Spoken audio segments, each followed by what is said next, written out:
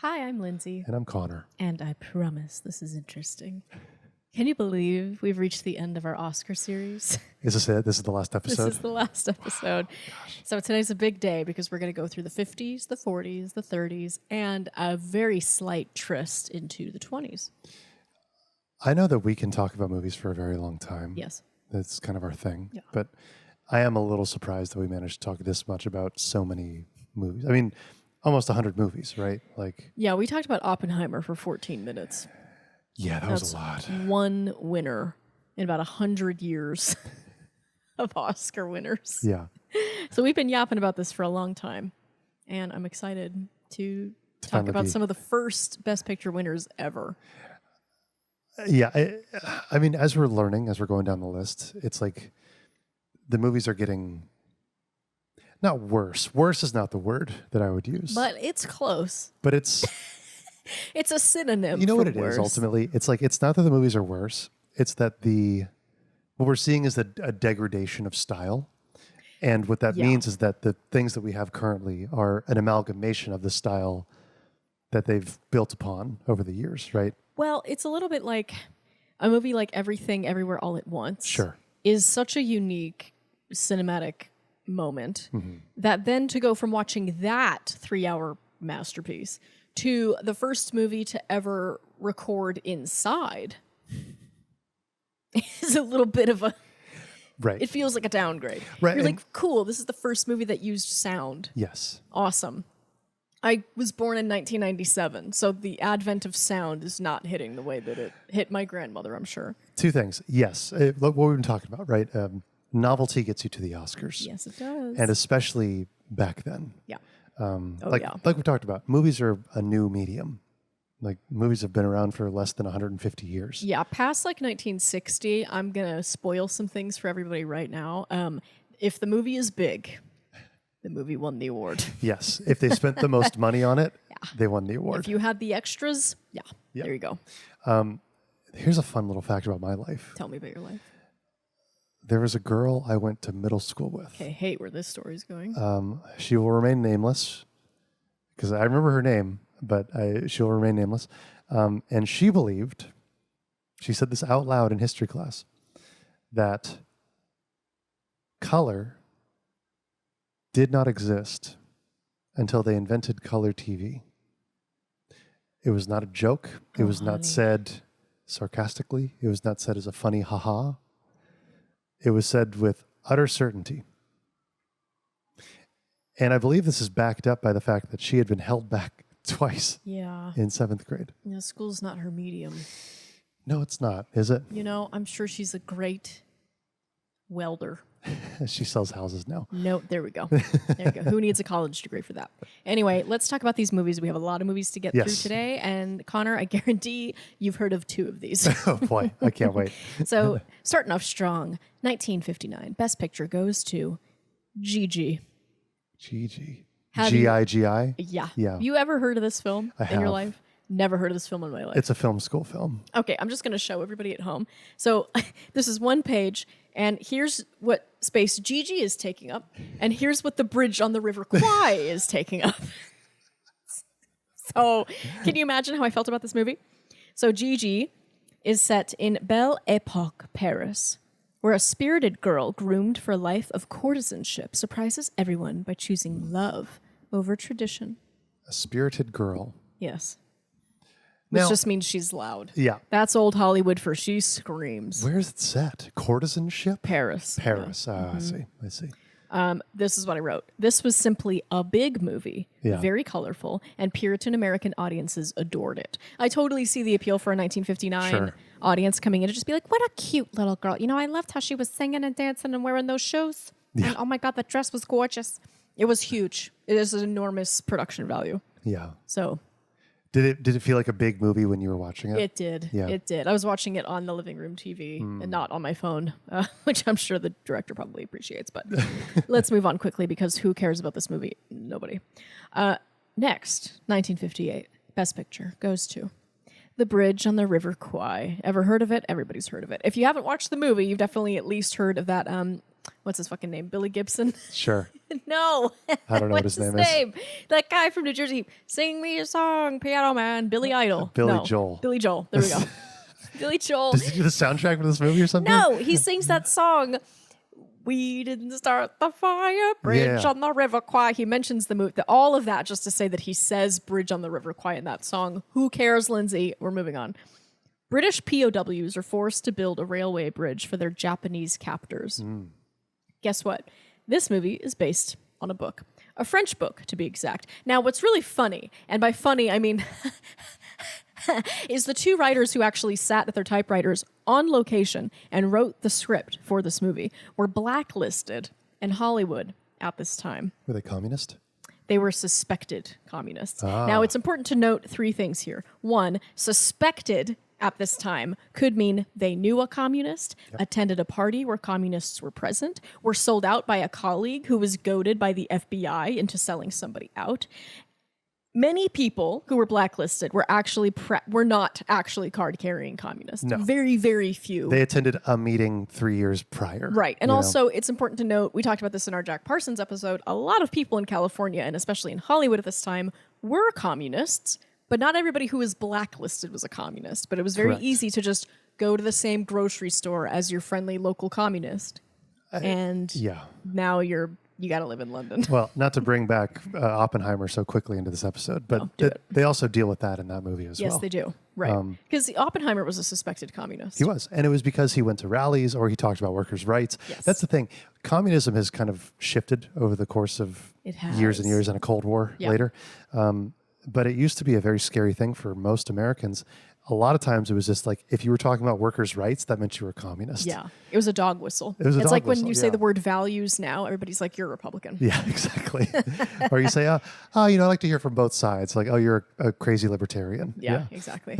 Or if you say autonomy, liberal. Liberal. Yeah. Liberal right there. Yeah, so that's an important note. Another important note is even if they were communists, that's not illegal. People have bad ideas all the time. We don't lock them up in San Quentin. And number 3, I am not a communist.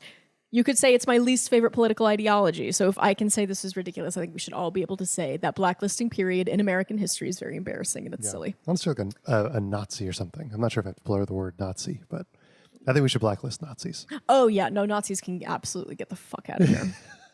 We defeated you once, we'll do it again. All of this to say, the real screenwriters could not be formally recognized on this project. So the writing credit was officially given to the book's author, Pierre Boulez, who did not speak a word of English and therefore did not accept the Oscar in person at the Academy Awards. That's great. That's great. There were several blacklisted professionals involved with the making of this film, and none of them got the credit that they deserved. All of the glory was absorbed by the losers still living comfortably in the Hollywood Hills because this business has always rewarded the most egregious, self-involved, cowardly, lousy, lazy behavior. Anyway, this movie took home 7 Oscars in 1958 and is lauded as one of the greatest stories ever committed to film. Now, does that hold up? Let's talk about it. You've got a Japanese commander who is abiding by the Bushido Code. Have you ever heard of the Bushido Code? I have, yeah. Book of the 5 Rings. Yes, it's the law of the samurai. And among other things, it upholds that completing your duties is of the utmost importance, no matter the human cost. So this Japanese commander is like, if I do not finish this bridge, I'm going to have to kill myself. Right, and I will throw American bodies at it until it's done. I do not care how many people I need to kill to get this bridge done, including me. I will get this done. Yeah. So you have that philosophy butting up against an American officer who's abiding by the Geneva Convention, which is a little less intense, but, you know, he matters. But kind of runs directly counter to that idea. You could say, which, among other things, the Geneva Convention states that officers cannot be forced into hard labor even when taken as prisoners of war. Really? Which is not something that I knew, and also that feels completely unenforceable. It does. I mean, all of the Geneva Conventions are, right? They are. It's just like, please don't do that. Yeah. It's like, if you're committing a war crime as a nation, you don't actually care about the outcomes of the Geneva Convention. No, and also you're taking prisoners of war. I don't think you're sheltering them in a nice little bungalow. No, feeding them meatloaf. I don't think at any point in history, I could be totally wrong on this, because usually when you use generalizations, you're wrong. Yeah, but that is true. I don't think at any point in history, prisoners of war have ever been comfortable or taken well care of. No. Yeah, so you've got the American officer who's like the Geneva Convention is my holy grail. You've got the samurai, the Japanese commander who's like, no, I'm going to kill everybody unless this bridge gets built. Yeah. And then you've got a haggle of angry young men who are coming to realize that their sacrifices might be futile. So this movie is tense, you could say, the entire time. Sure. It also has one of my favorite beginnings to any movie. We talked about this with West Side Story. It starts with just whistling. Just whistling? I'm a big fan of whistling. And they're whistling the Colonel Bogey March, which is very How does catchy. that one go? Da-da, da-da-da-da-da. Oh, okay. That kind of summer camp song. Yeah. So, yeah, it's epic. I'm seeing the money here, you could say. I see why it won the Oscar. I'm not seeing the like, oh, you got to watch it. It's one of my top 5. I'm not seeing that film bro feeling of it. I didn't feel much when I was watching it, but I was impressed by the scale, if nothing else. So let's move on to 1957, the Best Picture winner, Around the World in 80 Days. Oh, okay. This is the original one, huh? Yes. A man attempts to circumnavigate the globe in 80 days. Via foot, train car, hot air balloon. Yeah. Yeah, that's the story. They remade it with Jackie Chan and Owen Wilson. They did. I also never watched that one, too. The only thing I can think of when you say that is I love Owen Wilson. Yeah. That's just the screaming chicken in my brain. It's like that. It's just that. I love Owen Wilson.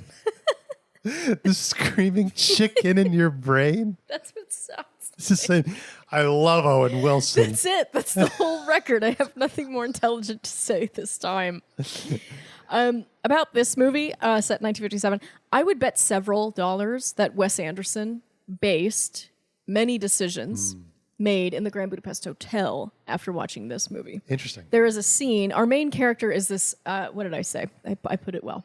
It really is quite colorful, quirky, and offbeat. Those are exactly the words I want to use. Okay. The main character, like one of the first scenes, he's wearing this like red silk robe because we made robes for men. Ugh. Gorgeous in the 50s. So we got to go back to that. Everybody start working on that. Hugo Boss. Let's re-up the reputation a little bit. Yeah, that's what after outfitting the Nazis, I think you owe the world a couple of silk robes. You do. Yeah. Also, the side note, I will never forgive the Nazis for ruining those beautiful uniforms. Those were the most beautiful uniforms. You had no right to disgrace them by being evil. Yeah. It's not the worst thing the Nazis did, but it's just add that to the list. Okay? Yeah. Gorgeous. God, the boots. Anyway. Shoulder pads. Anyway, this movie. Yeah, it's very... So anyway, he's wearing this beautiful red silk robe, and he has a little mustache, and he's talking to his lobby boy in like this very, like almost effeminate manner. Sure. Like, I need my passport, and won't you get it for me? And he's just a little uppity. Kind of transatlantic. Yeah. Yeah. And there's something a little Ray Fiennes, M. Gustave about him. Okay. So that endeared me to this movie. I really was not looking forward to watching it. This was one of the last movies I watched because I was like, who cares about a man in a hot air balloon? Not me. But I did watch it, and it was quite enjoyable. I would say if you work in an assisted living facility and you're trying to plan a movie night for your residents, consider Around the World in 80 Days. They will get a kick out of it. The original one, not the one with Owen Wilson and Jackie Chan. Do not show them that one. I have a feeling it's sexual. Probably. Right? I just feel like there are prostitutes involved. Whenever Jackie Chan is in an American movie, not typically the movies that he makes in China, but an American movie, there's always a scene in which he is put into a precarious situation with a very attractive woman, and he usually does not engage with her. Right. You know, and that's I feel like a like thing. Most Owen Wilson parts, there's a beautiful woman, and he just like bumbles his way through that interaction. Yeah, exactly. And it works because he's Owen Wilson, and I love Owen Wilson. 1956, Best Picture winner goes to Marty. Heard of this movie? Nope. We talked about this movie a lot at USC when I was getting my MFA in screen and television writing. Why did you talk about it? What's so special about it? We're going to talk about it in a second. Okay. So Marty is about a 40-year-old virgin, but put through a 50s filter. I like this main character so much. He's a middle-aged New York butcher. Okay. He's a little awkward, but not in the Steve Carell caricature, in like a very real...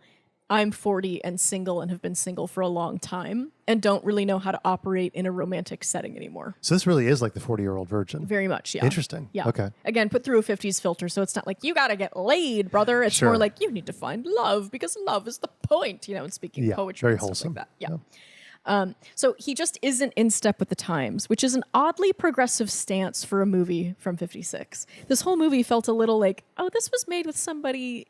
like with a heart, you know? I don't think it was cynically made, which feels very anti-Hollywood. This movie is sweet, but definitely falling victim to some of the same old traps as laid by the decade. It's slow-paced, repetitive, with some acting choices that come off as quite silly. That said, there are some impeccable and new choices being made that elevate it above the rest, namely the phone call scene. And the phone call scene is why we talked about this at USC. Oh, okay. Interesting. So there's a scene where Marty, this is very early on in the film, and I'm not giving anything away. And also, this is a movie from 1956. I officially cannot spoil it. You have missed your boat. Okay. So he finds this girl. I think it's a neighborhood girl or a librarian. And he's like, I think she's cute. I'm going to give her a call and I'm going to see. And he's so nervous. He's like holding the phone. He's sweating. He's standing in his living room. His mom's like, honey, did you call her yet? And he's like, butt out. I'm putting it together. He finally calls her. And instead of like doing a split screen or flashing to her at all, we just stay on him and we can't hear what she's saying on the phone. So it's just him on the phone. And he's like, hi, I was thinking, well, I think you're a really beautiful woman and very intelligent and I'd like to take you out. And then you just stay with him as she tells him no. It's really good. That's devastating. It's really rough. And you just see him take it and absorb it. And it's a very natural phone call in that like these pauses are long and he's being really polite, trying to get off the phone. But there's like this long place where he should have hung up already, but he's just not. And watching a train wreck in slow motion. Yes. And it's hard to watch. You know what that reminds me of? Have you ever seen Swingers with Jon Favreau and, what's the tall guy? Vince Vaughn. No. It's Jon Favreau's first movie, from what I understand. Yes, I think you're right. And one of Vince Vaughn's first movies as well. But there's a scene in that movie that's just, it's very wonderfully done. And I think it's why people remember this movie. There's a lot of things, but I think this is why. That's why I remember it at least. And Jon Favreau is also having trouble getting over a breakup. He's trying to find new love, that kind of thing. Meets a new girl at a bar. She gives him her number. And things happen, whatever. He goes back. It's like 3 or 4 o'clock in the morning. And he's like, I'm going to call her. And so he calls her, leaves a very long voicemail, fucks it up, hangs up, calls her again, leaves another long voicemail explaining the other voicemail. Oh, God. Then click. Then he's like, calls her back, leaves another long voicemail. He does this 5 times, and you just watch as it spirals down. And you're with him. It doesn't cut. It stays on him the whole time. Yeah. And then eventually she calls him back. And there were such good vibes in the bar with them. And she's like, never call me again. And then she hangs up. And it's a great scene.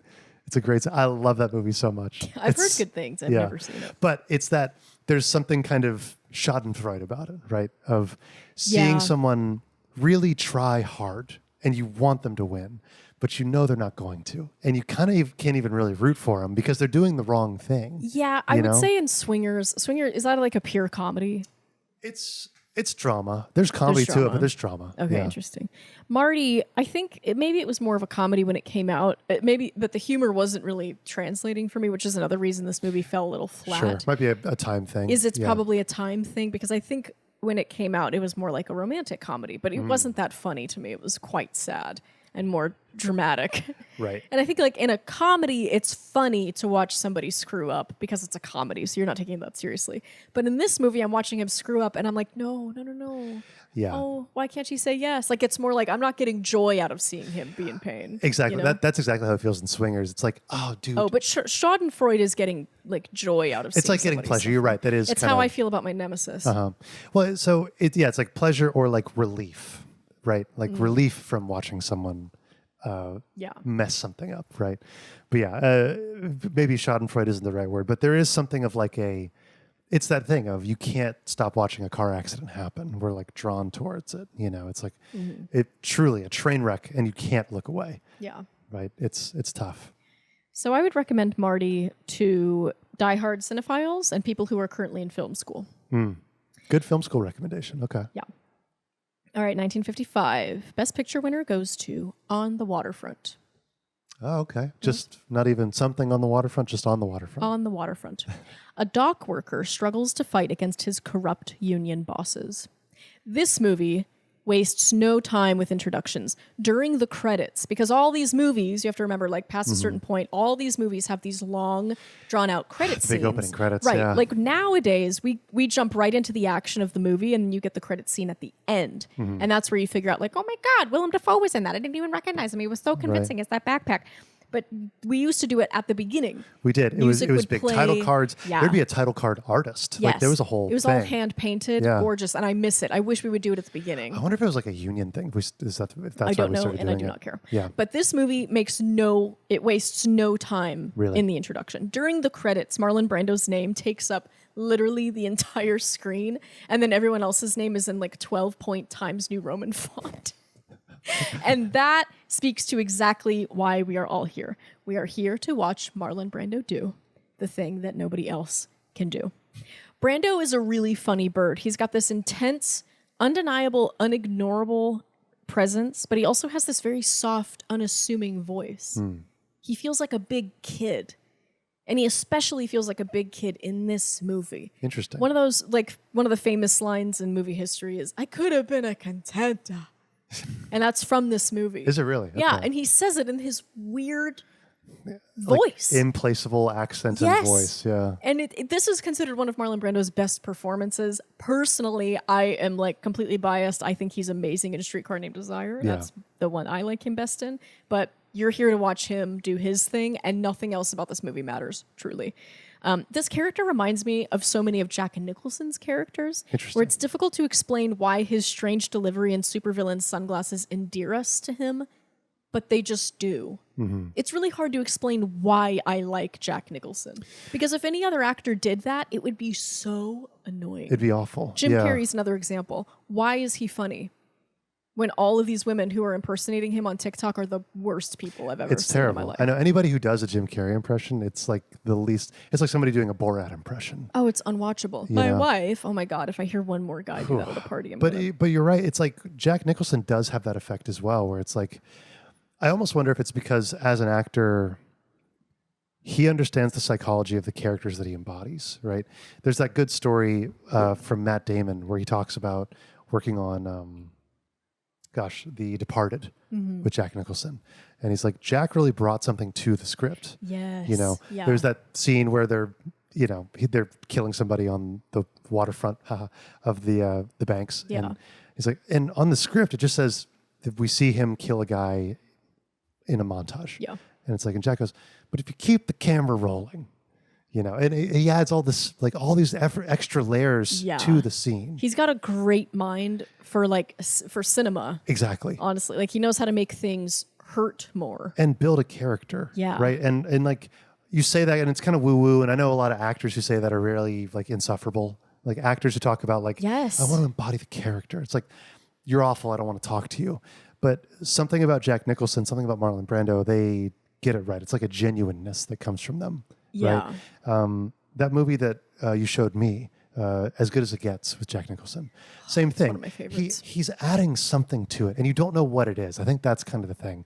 It's so seamless. It's not his ego. It's not sticking out as like, oh, wow, that's a really big decision. It's like he really makes it seamless in what he's doing, you know? And I think Marlon Brando probably does the same thing. Very much. And also there's something to be said about just pure presence. We're going to talk about that a few times because a lot of these movies can be slow and dull, but you get these moments with true movie stars who just elevate the film from something that is actually unwatchable to an amazing film. I've seen movies like that. Yeah. And like Marlon Brando, this movie, I wrote like, this particular movie did not pack much of an emotional punch. I would rather watch a French noir. And that is true. If you take Marlon Brando out of this movie does not matter. It's nothing. Movie stars used to matter. They really did. They still kind of do, but they used to really, like if you didn't have Marlon Brando in the movie, nobody would watch it, you know? Well, that's not really true. You don't think so? No, there have been movie stars since the beginning of photography, even, where it's just like, that's my favorite Nickelodeon girl. Sure. You know? And that still exists now. That's why Dakota Johnson, Pedro Pascal, Brad Pitt, they're all in the same movies. Remember that Nothing movie we watched that had Anya Taylor-Joy and Miles Teller in it? The Gorge. Oh, remember The Gorge? Remember how stupid that movie was? I found a pimple on my head the night after we watched that movie. Do you think it was from stress? Yes. It's from the fury I feel. What a dopey movie that was. Yeah. You want to talk about one of my least favorite actors? Well, movie stars didn't save that one. One of them is in that movie. But yeah, on the waterfront, I would recommend this movie to all aspiring actors, dock workers, and people who fall asleep to reruns on TCM. TCM's pretty great. It's pretty amazing. 1954, Best Picture winner goes to From Here to Eternity. It sounds like the great American novel. Let's talk about presents. On the eve of Pearl Harbor, soldiers stationed in Hawaii navigate love, ambition, and the brutal cost of honor. 4 words here. Frank Sinatra is here. Across the history of cinema, most movies and most actors are fine. They get the job done. They say their lines. They look kind of nice up there.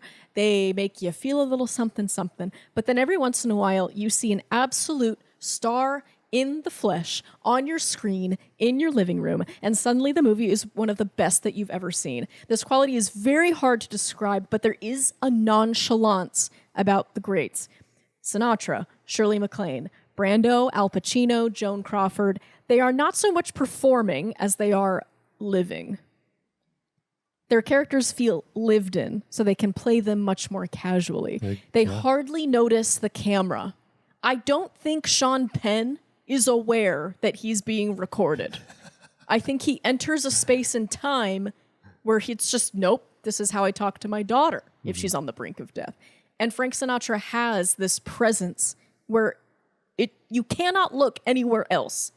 Actually, nothing else in your life matters because Frank Sinatra is on TV right now. When someone's performing at you, it places you in a seat in the back of the theater and it puts themselves on the stage.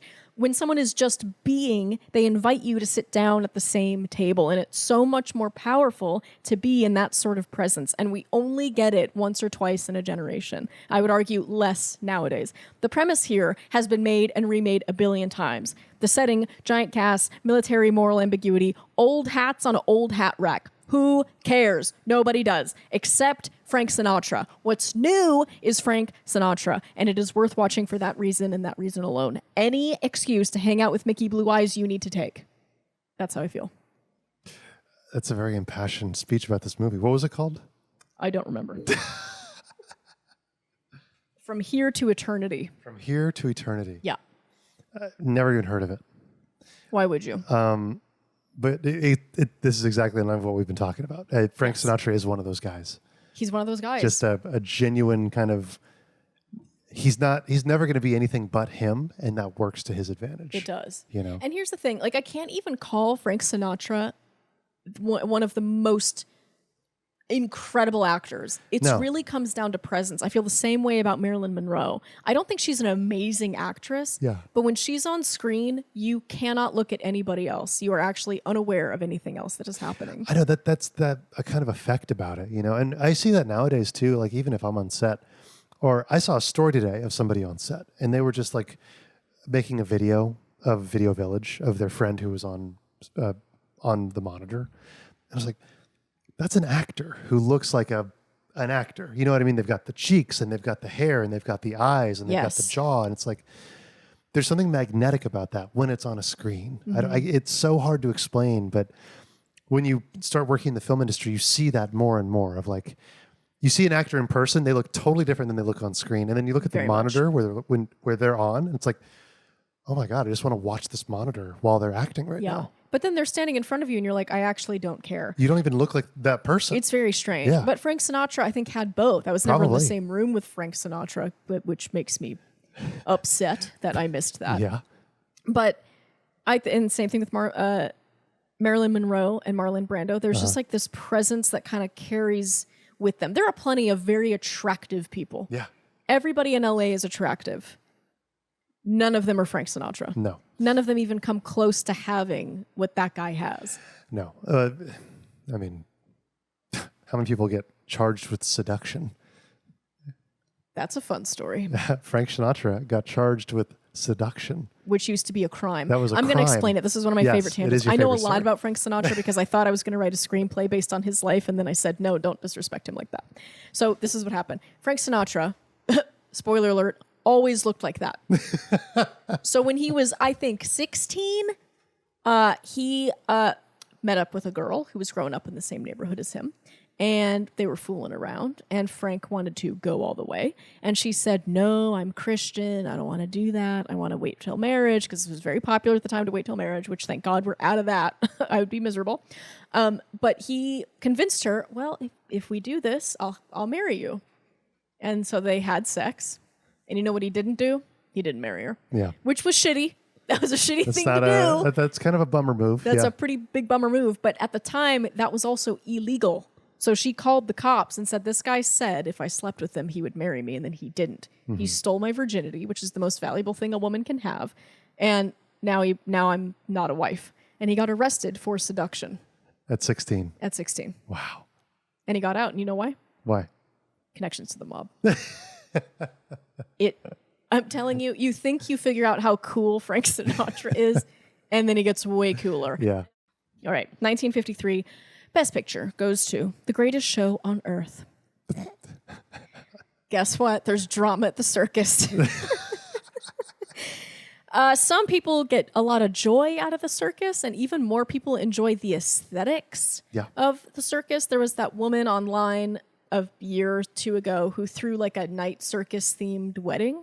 Oh, interesting. Interesting is exactly the word. I know Water for Elephants, that movie with Robert Pattinson. That is right. That was his first foray into real acting, and it killed his career for a couple of years because that movie was not great. It wasn't terrible, though. It wasn't. He did a 9/11 movie. I mean, you know. That's a classic. It's a classic. I don't know why we keep making circus movies. I've never seen one and been like, wow. There's romance about the circus. No, there's not. You don't think so? No. Maybe it's because I was a mime, which is basically like a homeless circus performer. Yeah. But I'm not seeing the romance. I'm not seeing the excitement. I get it's colorful, which maybe in 1953 that was really something to write home about. But really, who cares? Oh, I couldn't care less. Yeah, I put, this is not for me. There are not enough Celts, grand hotels, or sad children in this film for me. Are those the things you look for? Those are the things I love. I imagine it was awarded Best Picture because it's circus on film. And in 1953, that was probably the first time that had ever happened. Yeah. So well, you got to think, we're post-war. We're like less than 10 years post-war at that point. A circus movie probably feels good, you know? Yeah. You never know with the culture at that time. Maybe it felt good to someone somewhere, but it did not feel good to me. 1952. Best Picture goes to An American in Paris. Ah. This was the first Oscar winner in color. Oh, interesting. In fact. And it is gorgeous Technicolor. We got to go back to Technicolor. Technicolor is astounding in a lot of ways. It really changed the game in terms of stuff. It did. For the film industry. An American GI, fresh off the battlefields of World War II, stays in Paris after the war to become a painter. He falls in love with a French woman, but she's already engaged to a cabaret singer named Henri. And that's the synopsis for this film. Music ensues. And drama. This movie is delightful. It's a joy to watch, despite the fact that Gene Kelly looks exactly like one of my ex-boyfriends, and that is something that is very difficult to push out of my mind. This is a very theatrical movie. It's light and airy, like a good croissant. And I think your grandmother would love to watch it with you. I mean, right on the cusp of black and white. That makes sense. Yeah. It makes sense. Gene Kelly had a really hard time breaking in, despite being a fabulous dancer, because he was older when he got into acting, and a lot of studios didn't want to cast him because he was older. But you watch this movie and you're like, truly, who cares? This man is amazing. There is nothing, scary isn't the right word. An old dancer is something to behold. Yeah. Like someone who can still move and they're in their 50s. You know what I mean? It's like seeing an old figure skater, you know? Yes. Where it's like, wow, there's like something that still, it sticks with you. Something in me is like, oh, you went to the Olympics. Yeah. If you're doing this at 80, this is relevant. So Connor and I went ice skating because I'm trying to become an Olympian at the ripe age of 30. And there was an older woman there. She must have been in her 60s or 70s. I'd say like late 50s, early 60s probably to my eye. She was figure skating. She was. And she was going backwards. She was giving me tips. Oh, she was great too. And dude, she was built like a tree. That woman, I was thinking of a different woman. Yeah, she must have been in her 60s. Yeah. Yeah. She was amazing. And better shape than I'll ever be in my entire life. I was terrified. I was like, I think you've slit the throats of several Russians with those skates. Well, and she was giving you some good pointers too. She was. Helped she you helped going me backwards. A lot. Yeah, I did go backwards, not to make this podcast about me, but I did go backwards. No, but you do see it with like old athletes. Like I talk about my dad, not to call my dad old. I know he's watching. I can't believe you. But whoa. There is something about people who have a lot of reps in something and they maintain that muscle memory for years and years and years and years. Yeah, you do something for long enough, especially when you're young enough, and it just sticks with you. Right. It's like riding a bike. It is. Well, like, so for context, my dad was a professional hockey player and played from the time he was, 2 or 3 up until he had me at like 25, 26. Insane. And, hadn't really touched a hockey stick in probably 20 years. And we decided to buy some sticks just to pass around during the pandemic. And he can still do things that just blow my mind. Like it doesn't even comprehend in my, like he stood maybe about, I would say 80 yards away from me. He's like, all right, hold your stick down. And I just see him go, and you don't even hear a sound. And the puck sails across the expanse between us and lands gently and taps the tape of my stick perfectly. I don't know if you ever have this as a woman, but as a man, sometimes you'll see another man and you're like, he could kill me. He could beat the shit out of me and kill me. He's got there's something about him, my animal brain that's telling me, run away from this man. Like, are you asking me if I've ever felt threatened by a man? I before? realize that the preamble to what I just said is kind of ridiculous, given that. Yeah. Yes, I have felt that before. Yeah. One time I was living in New York and I came out of a rehearsal. It was 2 a.m. in Brooklyn, so already not looking so good. And I'm waiting for the train. And that late at night, the trains only come every 30 minutes. Mm-hmm. So I'm waiting, and I must have just missed the train because I was waiting for about 30 minutes. Oh, and this guy comes down, and he's got a Dunkin' Donuts cup, and he's talking to it, and it's not talking back. So I'm not witnessing a miracle. So I'm waiting, and he sees me after a few minutes, and he starts inching a little closer. So I start inching a little farther away. And we do this for a few minutes, but I'm getting closer and closer to the end of the platform. I'm running out of space, and I still got to wait for the train. So I get to the very end, and I'm up against the wall, and he's still inching. And now at this point, he's looking me right in my peepers. And I'm like, please, I need this train to come. I need this train to come. And I'm trying to remember everything my dad taught me, but I'm just panicking. I'm like, bite him. Just bite him. If he comes to go, just bite him. Draw blood, start screaming. I don't know. And I finally see the headlights of the train, and it's coming. And I'm like, get ready. And as the train comes in, he throws whatever's in the Dunkin' Donuts cup onto me. And it was pee. He didn't even want to kidnap you. He wanted to throw his pee cup on you. He just wanted to piss on me. And then he left. He didn't even get on the train. And the worst part, this is gross, but I was wearing a dress. And so it was just clinging to my skin. God. And I was an hour away from home.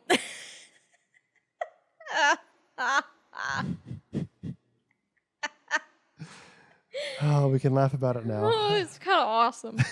Anyway, that had nothing to do with Gene Kelly. Watch this movie for Gene Kelly. Yeah. That's my... Shout out to Gene Kelly. Yeah. My dad met him once. Really? Yeah. Wait, was it Gene Kelly or Gene Wilder? Gene Hackman. Or Gene Hackman. It was Gene Hackman. Never mind. Sorry. Sorry, everybody. False alarm. I don't think your dad would know who Gene Kelly was. He probably would not. I think that's what gave it away. He would know who Gene Hackman is. He's a singing man. Yeah. A singing man. A man who taps. I don't know about that. My mom loves tap dancers. I do too. I wanted to be a tap dancer so bad when I was a kid, and I sucked. I took a tap dancing class, really? And the teacher went up to my mom at the end of one of the classes and was like, she cannot perform in the recital. I don't mean this as a dig. You watch it. I don't see tap being your thing. No, I don't either. I like hockey. Yeah, I see ice skating being your thing. I like archery. Yeah. And I like wielding a knife. But I don't know if that translates to tippity-tippity-tappity. All right, 1951. Best Picture winner goes to All About Eve. A cunning young actress inserts herself into the life of a Broadway legend, triggering a glittering, venomous battle of ambition and betrayal. This movie is fun and delicious, and also A breath of fresh air, because if you'll notice, we're talking a lot about military men doing military man things. And so it feels very nice to have some woman-on-woman hatred mixed up in here. Oh. Yeah. Bette Davis is in here. Oh, she's Bette Davis fun. is pretty good. I love spending time with Bette Davis. Oh my God. I want her to gossip with me. So she has a face that I'm just like, you know things. Mm-hmm. People have told you things and they don't think you'll tell anybody, but you're going to tell me. Anywho, you know the line, fasten your seatbelts. It's going to be a bumpy ride. Comes from this movie. Comes from All About Eve. It does. Marilyn Monroe appears really briefly. Okay. But immediately, wow.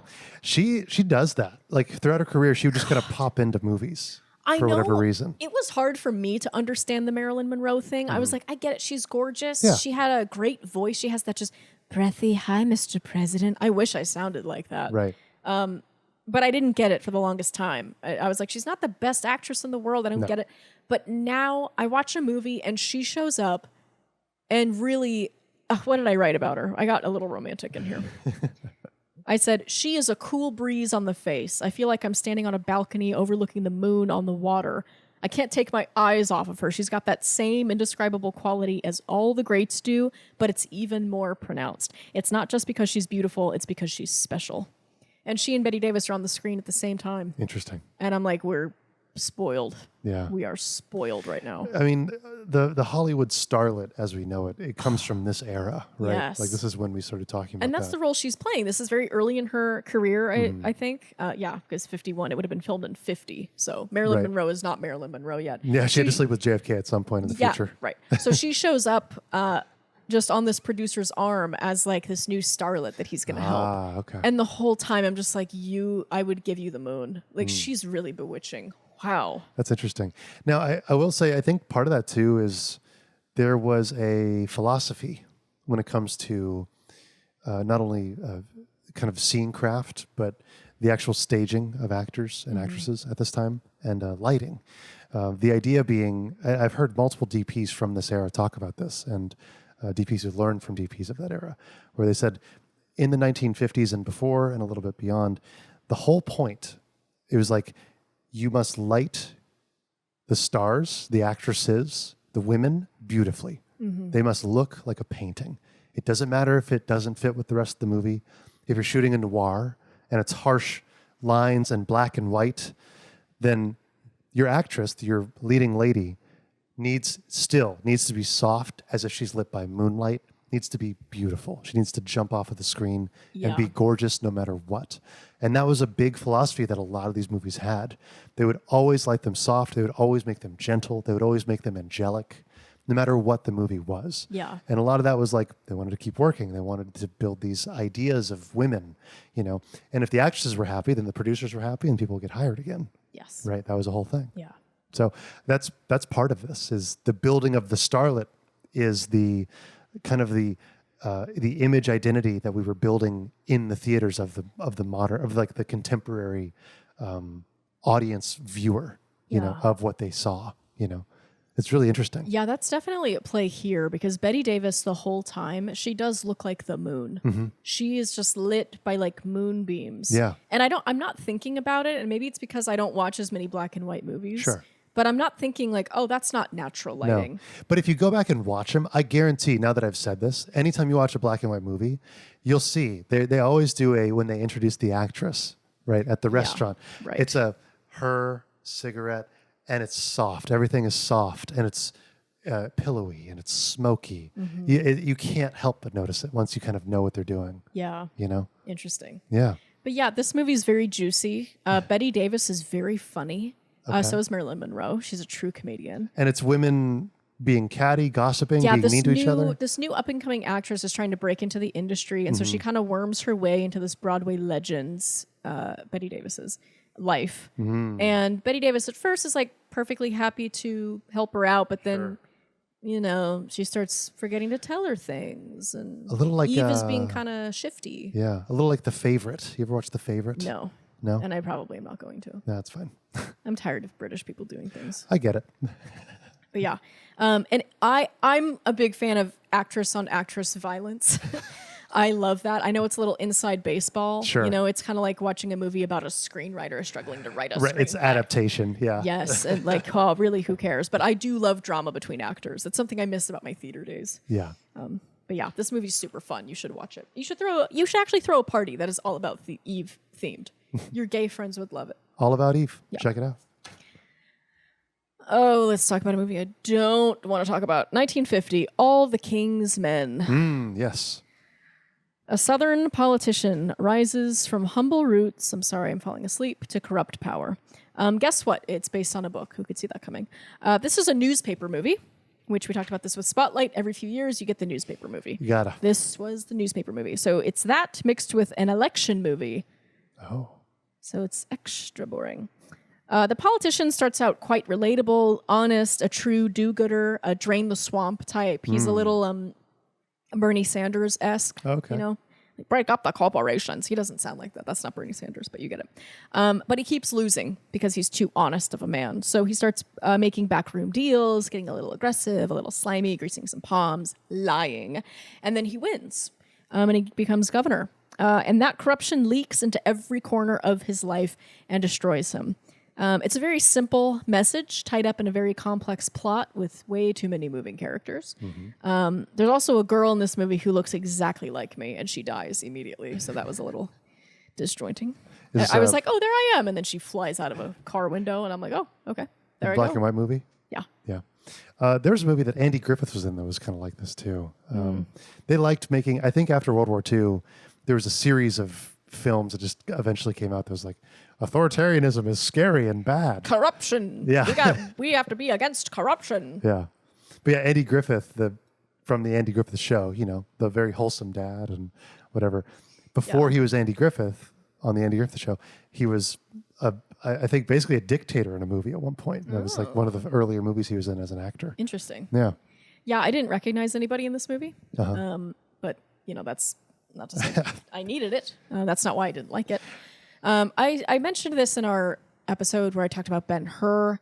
I don't think it is the job of movies to teach us something, but to ask us something. And this movie is very much trying to teach us something. Yeah. It is trying to teach us that corruption is bad and a good man should be able to be a politician, but power corrupts. And it's not really exploring any of these themes. It's kind of just laying them out and telling you exactly what the screenwriter thinks. Yeah. And which, that's a little lame to me. Again, historically, if you look, we're 5 years post-war. Makes sense. Typically, after war happens, after war is finished. Yeah, the messages get way less ambiguous. Yeah, you end up with little kind of worse movies overall. Yeah. Okay, we got to talk about 1949. Best Picture winner goes to Hamlet. Hamlet. Heard of it? Probably not. A Shakespeare adaptation. The Lion King, but with people. Hamlet is, and this is no exaggeration, and I don't think sacrilegious to say, almost as ingrained in the zeitgeist of Western storytelling as the Bible. Yeah. If you've never read Hamlet, yes, you have read Hamlet, I promise you. To be or not to be, to thine own self be true. There are more things in heaven and earth, Horatio, than are dreamt of in your philosophy. I love this one. Frailty, thy name is woman. I do not love this one. There is method in my madness. All that glitters is not gold. Good night, sweet prince. These are just some of the phrases that have penetrated everyday English that originated in Shakespeare's Hamlet. And this is not even touching the relationship and story tropes that this text popularized, but you get the picture. So you could say the script was good. I am seeing some parallels between Laurence Olivier, who is the main actor and the director here, and Denzel Washington. Both of these actors established themselves as greats of their time and then took up the torch to cinematographize a great playwright's work. For Denzel, it's August Wilson, and for Olivier, it's Shakespeare. Olivier adapted many of Shakespeare's plays for the screen, but Hamlet is definitely his most famous adaptation and the only one that earned him an Oscar. Interesting. So he did a couple of them. He did, yeah. He did a lot of TV movies. I think he was also in Richard III. There was doing of Othello. Probably King Lear at some point. Probably King Lear when he was older. But yeah. Now, Hamlet is Shakespeare's longest play. There were plenty of cuts made to the film version. And this is, to this day, a great point of controversy. Really? What Olivier decided to cut and what he decided to keep. That's the thing. Cutting Shakespeare is sacrilegious It's a hard in some thing circles. to do. Yeah. But here's the thing. The movie is already 2.5 hours long. Oh, even with the cuts. And you get the story of Hamlet. Yeah. Okay? I think we need to let go of the idea that adaptation is synonymous with exact. The material is being adapted to an entirely different medium. If I were to paint Hamlet, that too would be an adaptation. That does not mean it's an exact translation. Does that make it inherently bad or irrelevant? Fans of the original source material are some of the hardest audience members to win over, and it's a real shame because we only cut ourselves off from great works of art that way. Anywho, this is a black and white movie, but I am not missing the color. It is visually stunning. That's great. Black and white can look fantastic. Wow. You just have to do it correctly. Oh,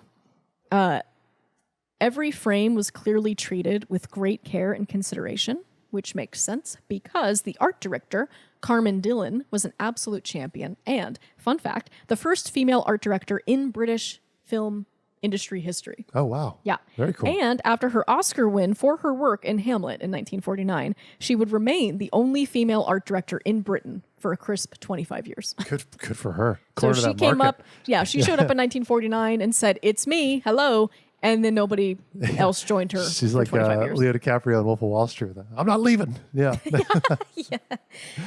So those are my notes on Hamlet. It was very succinct. You hit a couple things in there. I mean, I think Hamlet is very ingrained in like Western society, whether or not we realize it. You said all those lines, right? Is "Alas, poor York" also part of Hamlet? Or is that Yes.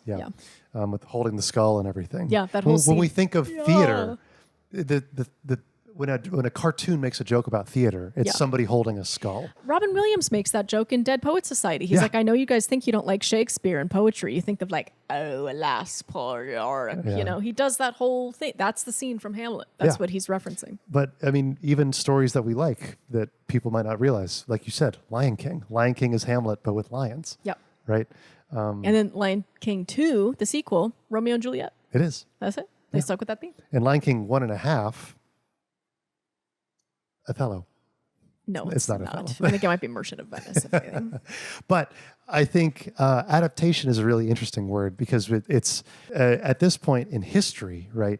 Theater has been adapted all the time. You always adapt theatrical plays, Shakespeare especially. Yeah. Like how many productions of Shakespeare have just happened since Shakespeare? Well, and a lot of times nowadays, the adaptation is done without even needing to credit the source material. Yeah.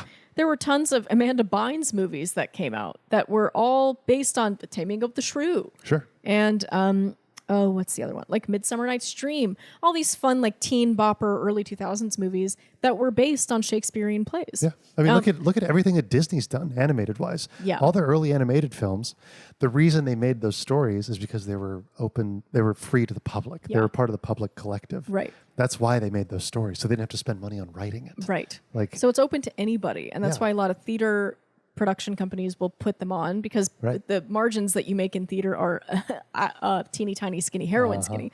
And it's much easier to just pick a play that you immediately have all the rights to. yeah. You and I talk about adaptations a lot. That's like, Yeah. that's actually a subject you and I talk about a good bit. Because I think modern movies adapt things all the time. I mean, that's a complaint that people who work in the film industry have. It's like, why are we making the same 4 movies over and over again? You know? But you're right. It's like there is kind of a spirit of the thing that's important. That's more important than getting the accuracy of the thing, right? It's truth versus accuracy in a way. It's like, right? I remember this was I did not grow up on the Harry Potter series, Sure. the movie or the books. That just wasn't my thing. There were no horses in it, so I wasn't interested, very honestly. But I remember my friends who were diehard Harry Potter fans, they read the books the moment they hit the shelves. Yeah. And then they went to go see the movies at the midnight premieres.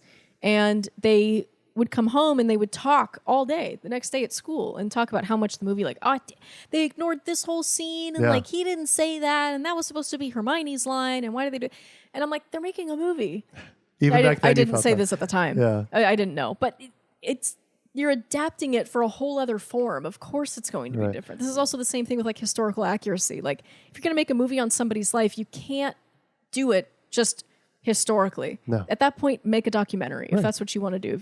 If the true story is the whole point, then fine. But if not, you have to add cinema to it. You got to make it fit on the big screen. It's a medium.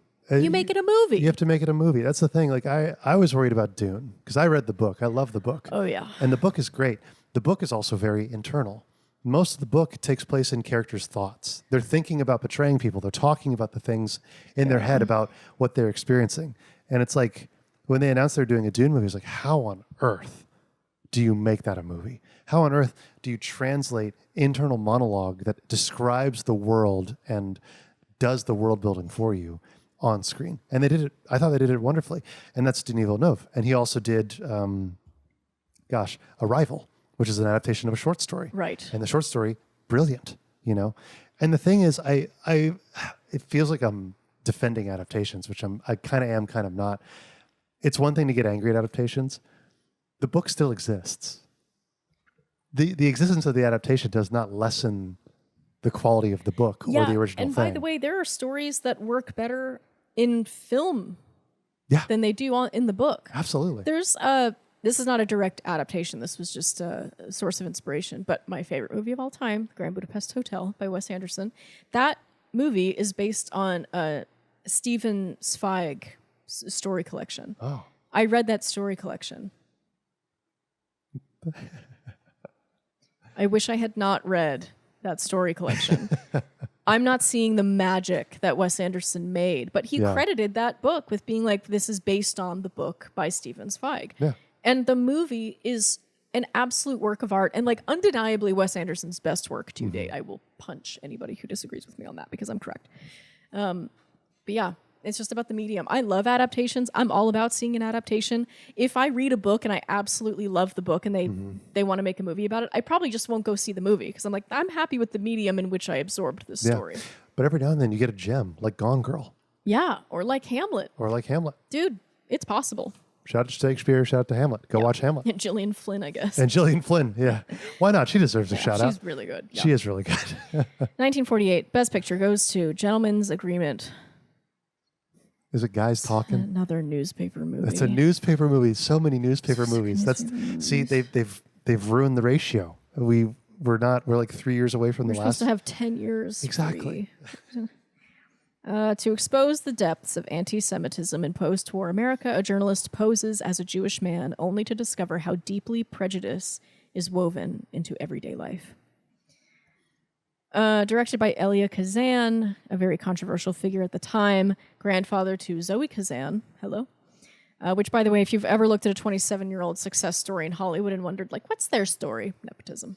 Who is Zoe Kazan? I'm not familiar. She's an actress. She's very beautiful. And people think she's really good. And I'm like, her father was blacklisting all of his friends back. Good for her. During Joseph McCarthyism. No, not good for her. I am not rooting for you. Yeah, so there's that. This movie is more of a metaphor, less of a movie. So it could have been written down. It could have been an email. This movie could have been an email. And I guess this movie was a big deal because it was the first movie that America made that acknowledged that anti-Semitism was also ripe and all over here in the United States as well. Made in 1948, 3 years after the war ended. I know. I'm trying to think timeline. Like, when did we put the Nazis up on trial? You know, because there was a big public trial with all the head Nazis, and there was a whole thing where we brought Nazis to America to work for us. So I'm sure it was probably in the public zeitgeist of talking about Nazism and anti-Semitism. And yes, and a lot of Jewish immigrants moved to the United States after the war, which made sense because America was suddenly the economic power of the world. It was unaffected by the war. Like geographically. Well, and it was the there shield. Were no pockmarks in our streets. And it was the shield of righteousness in the world. We liberated Europe. We were the good guys in that war. For once. We did a lot of good work there. I'm really proud that we did that one thing. Yeah. So yeah, a lot of Jewish immigrants moved to the United States at this time, and they faced a lot of anti-Semitism, which is really unfortunate because I cannot imagine. I'm angry now.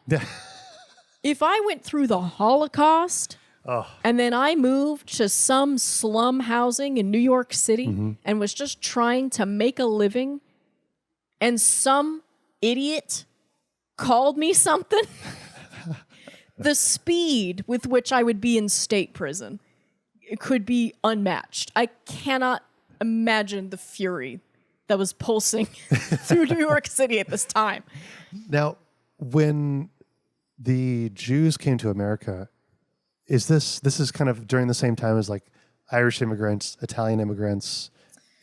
Have they already come? Have the Irish and Italian already come to America? So we got two major waves of Irish people. First of all, there were always German people here. Yes. German people, English people, they got here. They were early adopters. Yeah.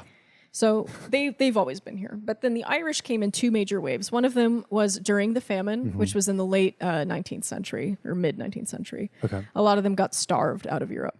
And they came here and we hated them so much. Yeah, that was 1800s. Yeah. And then Ireland broke away from England during the First World War while England was distracted by the war. Ireland said, you know what, we're going to throw a Molotov cocktail at the Capitol. And they did. And they broke away. Yeah. Simply because Britain was not looking. Right.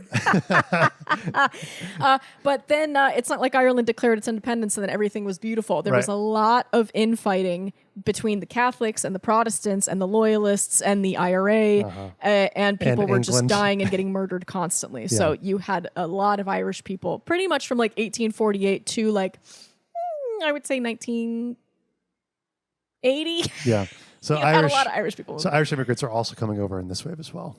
They're here, yeah. But they're not, they weren't so negatively impacted by this war. Right. I'm thinking of like the original, Irish need not apply, Italians need not apply, like that kind of thing. Yeah. And the Italians, I'm not sure when the Italians first immigrated to the U.S., but earlier than the Jews in the 40s. I'm going to guess probably not World War II because we fought against them in World War II, but I could be totally wrong on that. I don't know my history on that. No, the Italians were here.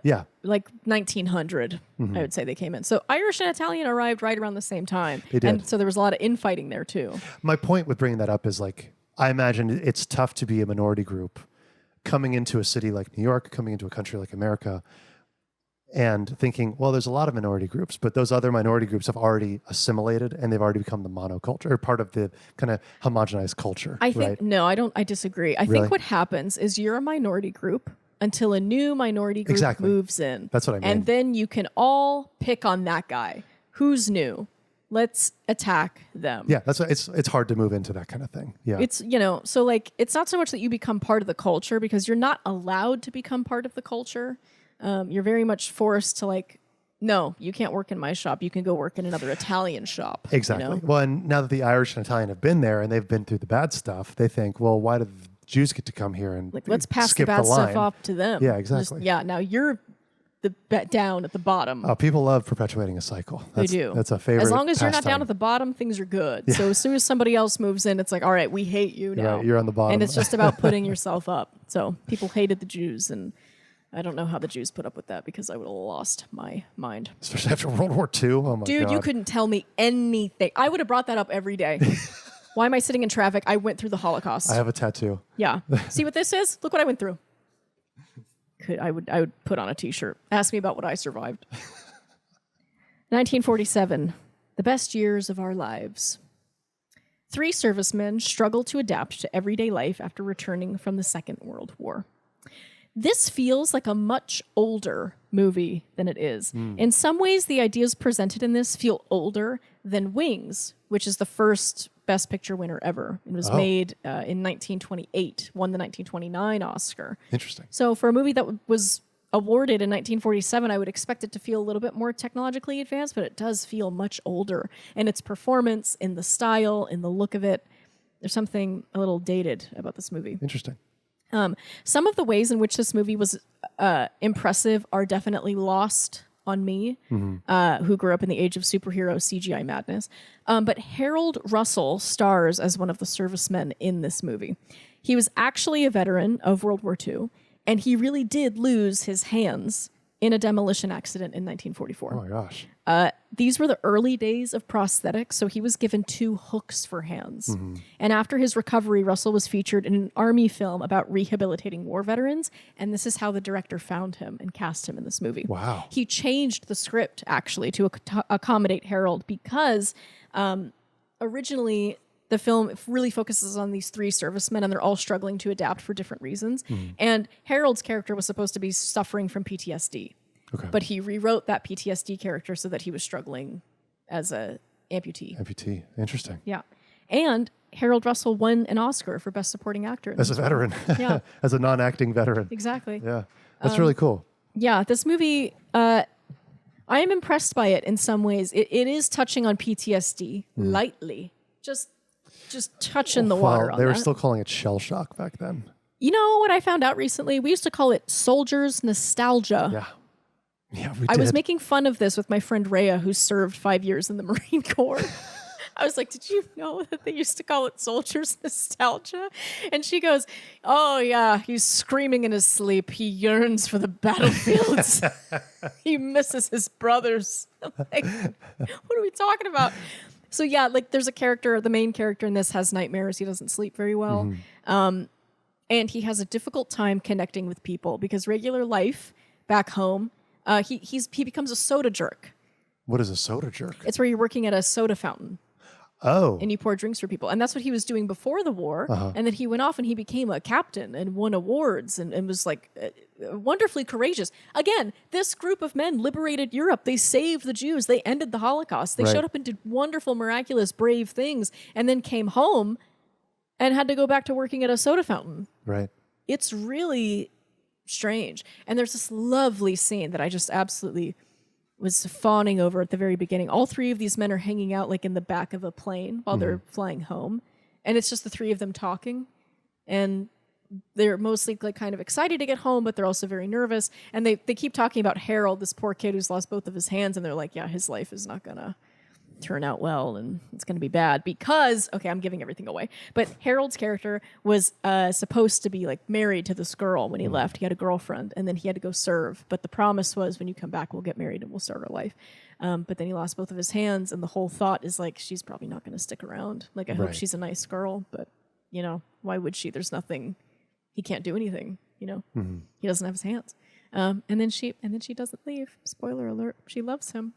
And it's long and it is slow and there's some breathing room here, but I really did enjoy this movie. That sounds interesting. I mean, it's crazy to me that any movie at this time would approach that subject matter at all.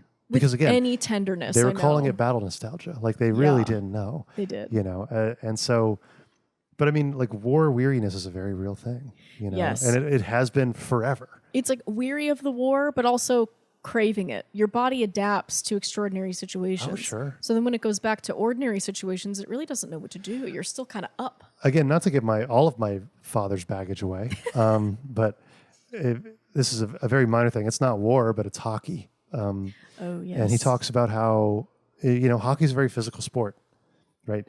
A lot of it is like hitting other guys, taking other hits, getting hit by the puck, getting cross-checked in the shoulder, getting you know, pushed in the back, like hitting the ice. I mean, we both fell on the ice the other day. It's not awesome. How soft is it? Yeah. How good does it feel? It's not a pillow. It looks nice. It does not feel nice. So you end up getting hurt a lot, right? I mean, we watched the Stanley Cup Finals. The rap sheet of all their injuries came out, and people were amazed that some of these guys were still standing. Yeah, short of boxing, Yeah. it's probably the most physically brutal sport. Exactly. And my dad told me, and I won't go into too much detail because I know he gets a little weird about it, but shout out, Dad. I know you're watching. He said, like, during the off season in the summer, after the season would end, he played through the finals and everything like that. He would get like kind of like itchy, like not like really itchy, but like almost like he had to sneeze. It was kind of a thing that had to happen. Like he would get, and he realized that it was because his body wasn't bruised. Mm-hmm. It's like he would have to get a little bit punched up. Like he'd have to have his roommate like fight him a little bit and punch him in the arm and like just to make his body kind of. And he said he would get hit after being healed a little bit. And he'd go, oh my God, it feels like somebody's scratching the back of my head. Like it's like relieving something, you know, your body adapts to that. I mean, you got to think for the entire season, they're just injured. Constantly. They're just injured. And then they play the postseason and they're just injured, right? Yeah. I imagine something similar, probably on a more extreme level, happens in war because it's not just a physical thing, it's a mental thing as well. Yeah. You're not just getting injured. You're not just having to deal with hurts and blisters and bruises and cuts and wounds.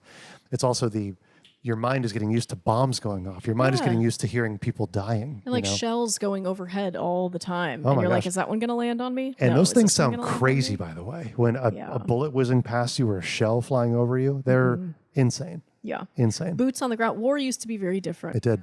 But it used to be, you're holding a knife to some real person's throat. Well, it meant something. And you have to do it. Yeah. And Not that war doesn't mean anything now, but it's different. There's a good interview with somebody, probably a Navy SEAL or something, who said like, war is different because World War II is different than what it is now. Because when we entered World War II, the mission was, your guys are going over to help Europe. We're going to win World War II.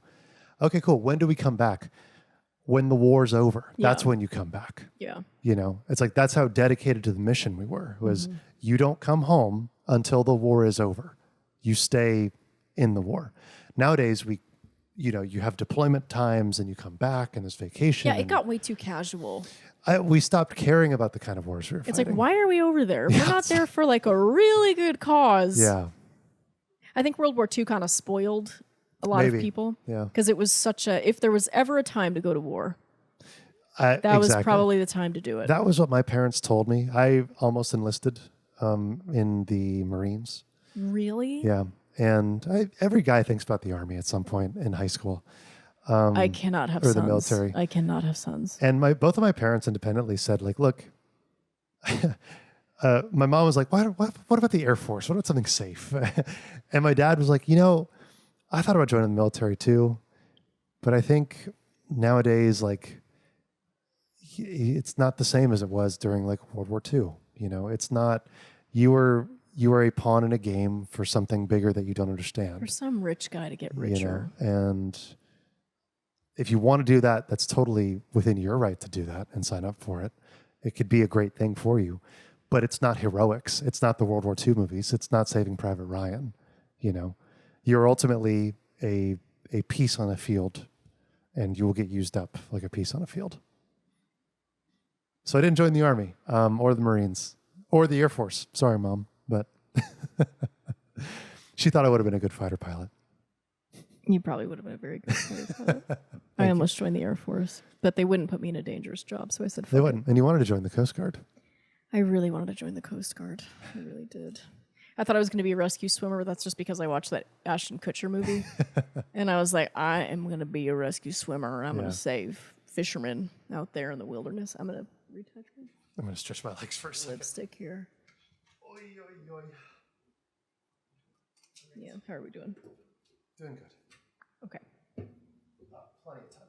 Great. We're singing, girl. Hey, I love you. I love you too, baby. Okay, we're going to fly through these next two movies because I don't care about either of them. 1946, Best Picture winner, The Lost Weekend.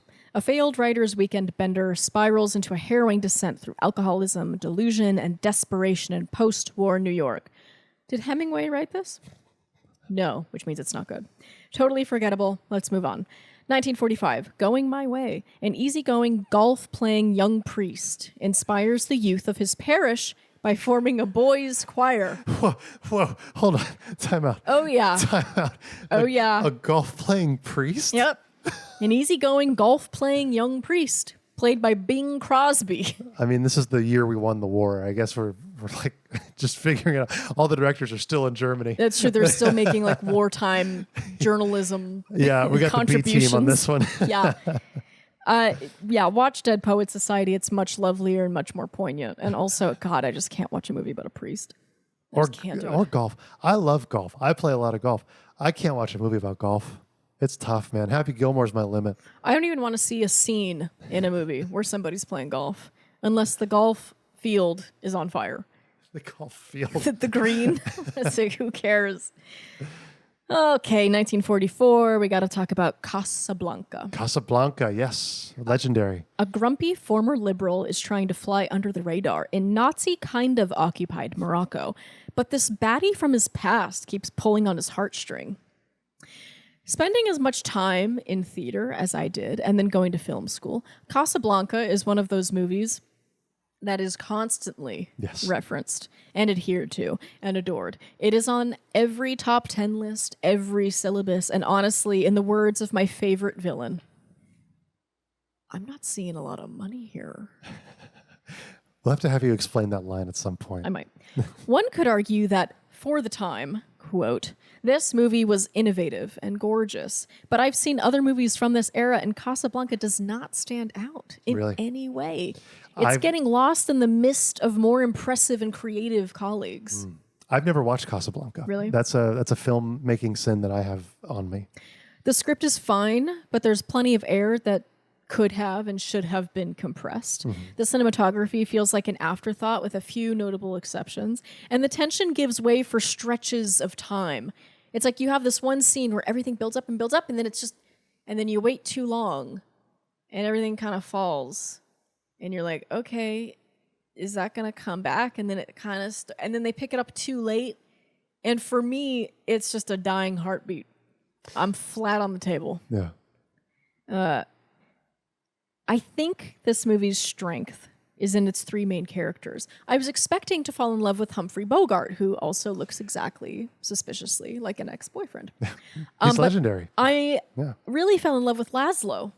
Oh. This whole movie is centered on a love triangle, essentially. It's Humphrey Bogart, who owns the bar, and then this baddie from his past, and then her new fiance, who is a communist, and he's trying to plan, like, he's running the underground resistance against the Nazis. Okay. So I think he's a communist, and he's also just like a liberal who's like, they shouldn't be doing that. And that's really the character that I fell in love with. That's the guy I liked, because it would have been really easy to make him the bad guy, because we're supposed to root for Humphrey Bogart. Right. We want him to get the woman. He's supposed to win the girl. Yeah. But it's so much more compelling if Laszlo's a good guy, which he is. He's like the Enjolras. Are you familiar with Les Mis? No. Enjolras is the one who's like, again, running the rebellion, and he's like, what's he sing? Hang on, let me think of the bridge. Oh boy. Do you hear the people singing the song of angry men? It's that one. He's the guy. And this is the same character. It was totally worth it. Gotcha. So the rebel leader type. He's the heart of the underground rebellion, but he's also cool-headed and mature and very forgiving. That's great. He is manly in a way that I think totally overshadows Grumpy Old Rick. So he's the opposite of the communist leader in Peaky Blinders. Oh, fuck that guy. Yeah, that guy's so You're weak. rooting for Laszlo. You like Laszlo. There's some character depth that's impressive, but it drowns in this otherwise monotonous plot and sloppy scene work. There is apparently magic present, the rules and purpose of which are invisible to me. Magic?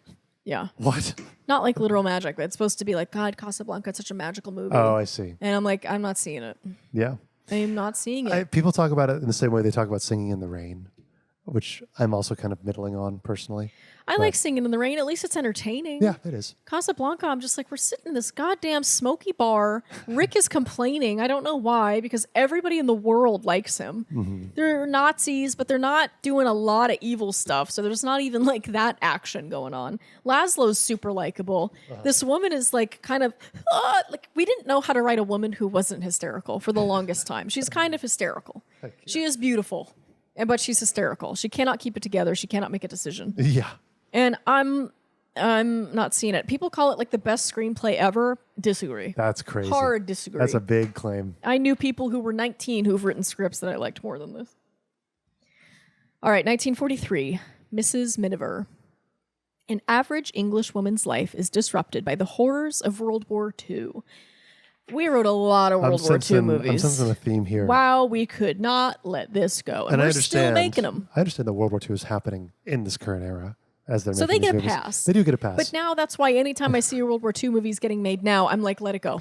So your rants against World War II movies in these earlier episodes makes more sense now. Yes. I'm like, stop it. Yeah. Stop it. We got our fill. Right. We have milked that dry. I think when Jojo Rabbit came out, that should have been clear.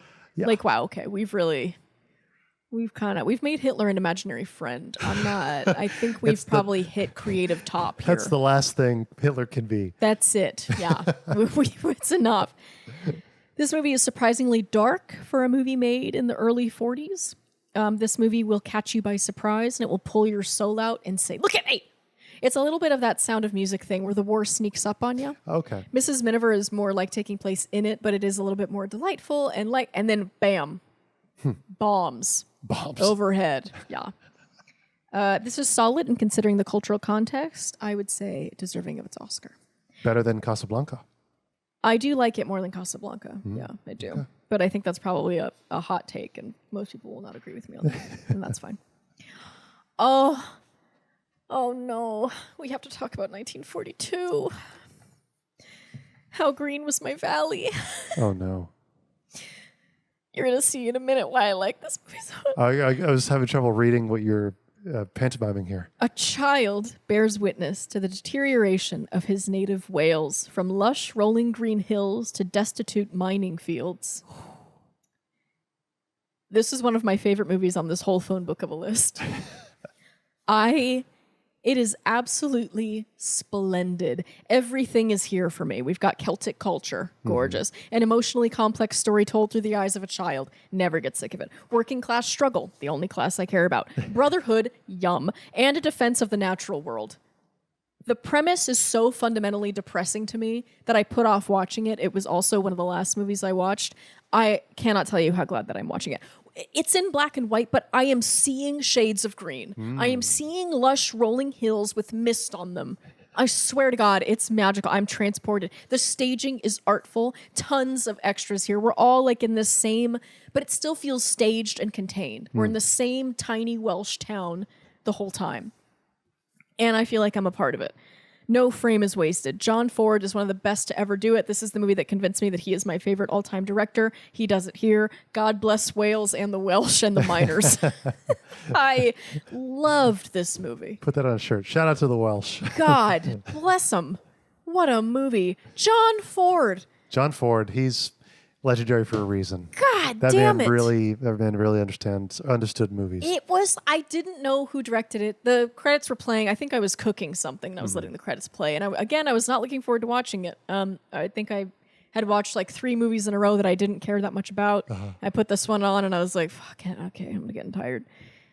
And then, so I missed John Ford's name in the credits. And then at some point, like 20 minutes in, I was like, this looks too good. And I looked up who directed it. John Ford. John Ford. Shouldn't have been surprised. So for the non-cinema people, John Ford is like one of the most legendary directors of all time in film history. He is my guy. Yeah, That's my freaking guy right there. He's amazing. Dude. I mean, all the greats that we think of, Spielberg, George Lucas, like anybody, they were inspired directly by John Ford. Yeah, cinematographers too. They talk about John Ford's work.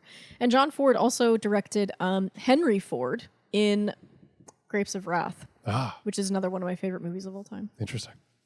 Dude, you got to watch this movie. I recommend this movie to everybody. And what was the name of this movie again? How Green Was My Valley. How Green Was My Valley. A big recommend from Lindsey. Absolutely beautiful. She almost started tearing up talking about this movie. I love this movie, and I love sad little Welsh boys. I just really do. And brotherhood and grieving families. And the Celtish. And the Celtish. Kill you. Oh, and then a movie I don't care about. 1941, Rebecca. It's based on a book. Who cares? A timid newlywed battles the haunting legacy of her husband's late first wife. This movie was silly and over the top. We are clearly waiting for Brando. That's what I wrote. Interesting. The acting here is just... Listen, again, How Green Was My Valley? This is also pre-Brando. It is. But the acting feels a little theatrical, just barely. In that kind of big way that theater is, like, You're watching a play, right. So it's still enjoyable. You can still like sink your teeth into it. Nothing is totally over dramatic. Yeah. Rebecca just feels melodramatic. I mean, it's clear that like I don't know where they found these women. They just pulled them right off the street and they said, "You look like the kind of gal we could turn into a star." And then they just gave them a script and they started screaming into those microphones. I swear, it's 1941. We've had sound for a few years here, ladies. I don't know why we're screaming. God, I just don't care. Melodrama never works and never has. No, and I never want to see it. Yeah. 1940, Gone with the Wind. A legendary movie by all accounts. Yes. And also like 5 hours long. Yes, it is. A headstrong Southern belle fights to survive the Civil War and win the man she loves. I saw this movie so long ago, I do hardly remember it. Clark Gable is a vision. I remember that much. It took the studio 2 years to cast this picture due to some contract disputes at the time. This was still like prime studio system. Okay, so this is when you would find, studios would find an actor that they liked and they would sign him on for like a 4-picture deal. Yeah. And those were pretty much impossible to break. So if you wanted Clark Gable, but he was already signed on to MGM or somebody else, couldn't get him. Impossible. This is when we were very litigious. Very, very, very. Yeah.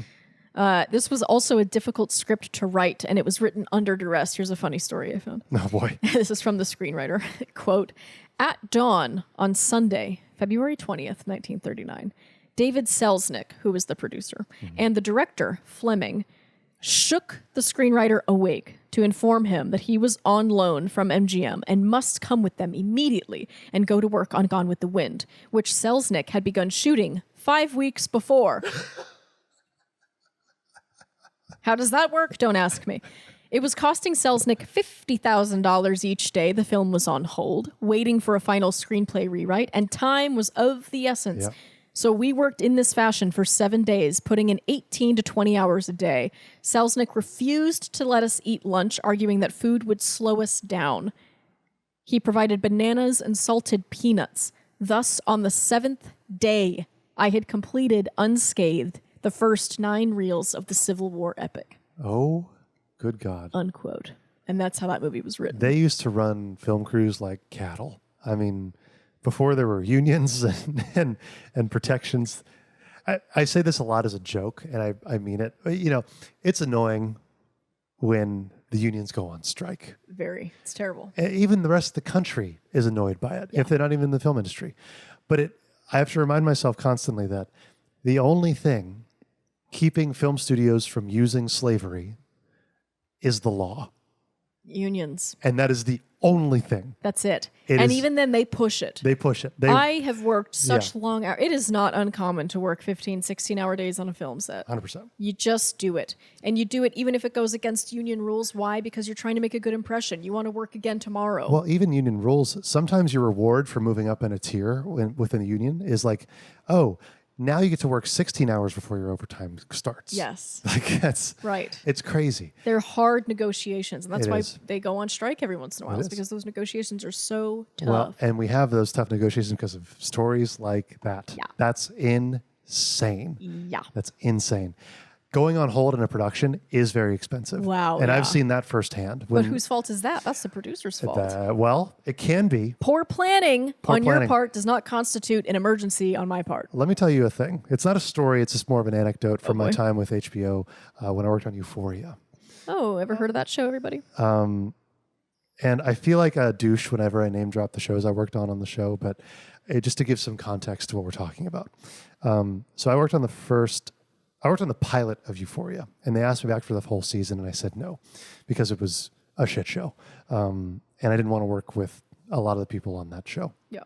I'm not going to name names specifically. I think you should. I think it's about time. There are people who are being publicly canceled from Euphoria that are getting what they deserve, I would say. Yeah.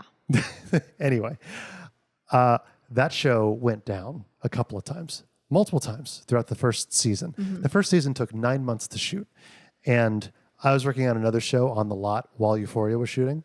And I'd be walking to the stage and I would see my friends who were working on Euphoria. And I go, how's it going? And they go, we're down. Oh, really? Why? It's Monday. How are you down? It's Monday. Oh, yeah, well, Sam Levinson decided he wanted to rewrite all of the script for this episode. He just wanted to change up everything, and we don't have permits or clearance or legal or acting or cast or a shot list or safety regulations for any of it. So we're down for at least the next 2 weeks. And here's the thing. It sounds annoying. It sounds expensive. I'm thinking about my friends who aren't getting, if they're getting paid, they're getting paid like a kill fee, and it's nothing. Yeah. They have to turn down other work while they're on hold. They're not making their full rate, which is going to affect their math for the rest of their month. Mm-hmm. Like not going down really affects people. And the problem is a guy like Sam Levinson, who is the creator of the show and writer of the scripts and the producer of the show and making all this money, and he's in charge, doesn't see it that way. No. He sees his creative vision. He doesn't see working people's paychecks. No. You know, and that's really tough. And this is why rich people should get out of Hollywood. I agree. 1939. You can't take it with you. That is the name of the movie? Yeah. A quirky family clashes with a wealthy, uptight clan when love blossoms between their children. Romeo and Juliet.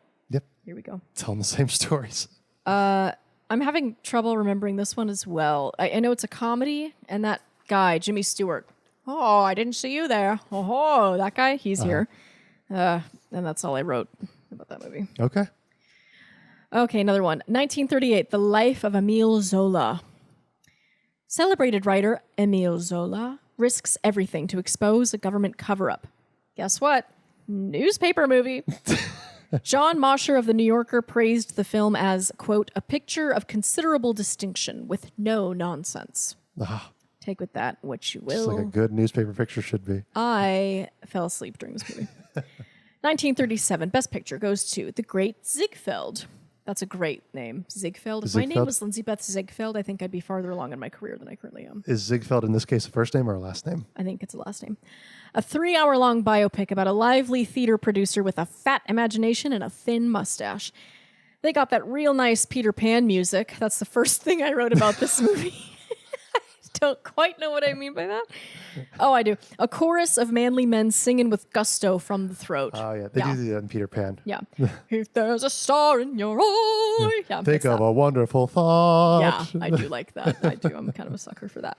It's visually lovely, sparkly. Costumes are a feat in and of themselves. There's something oddly eerie about the music and the visuals. Any movie from the 30s kind of has this like ghostly quality to me.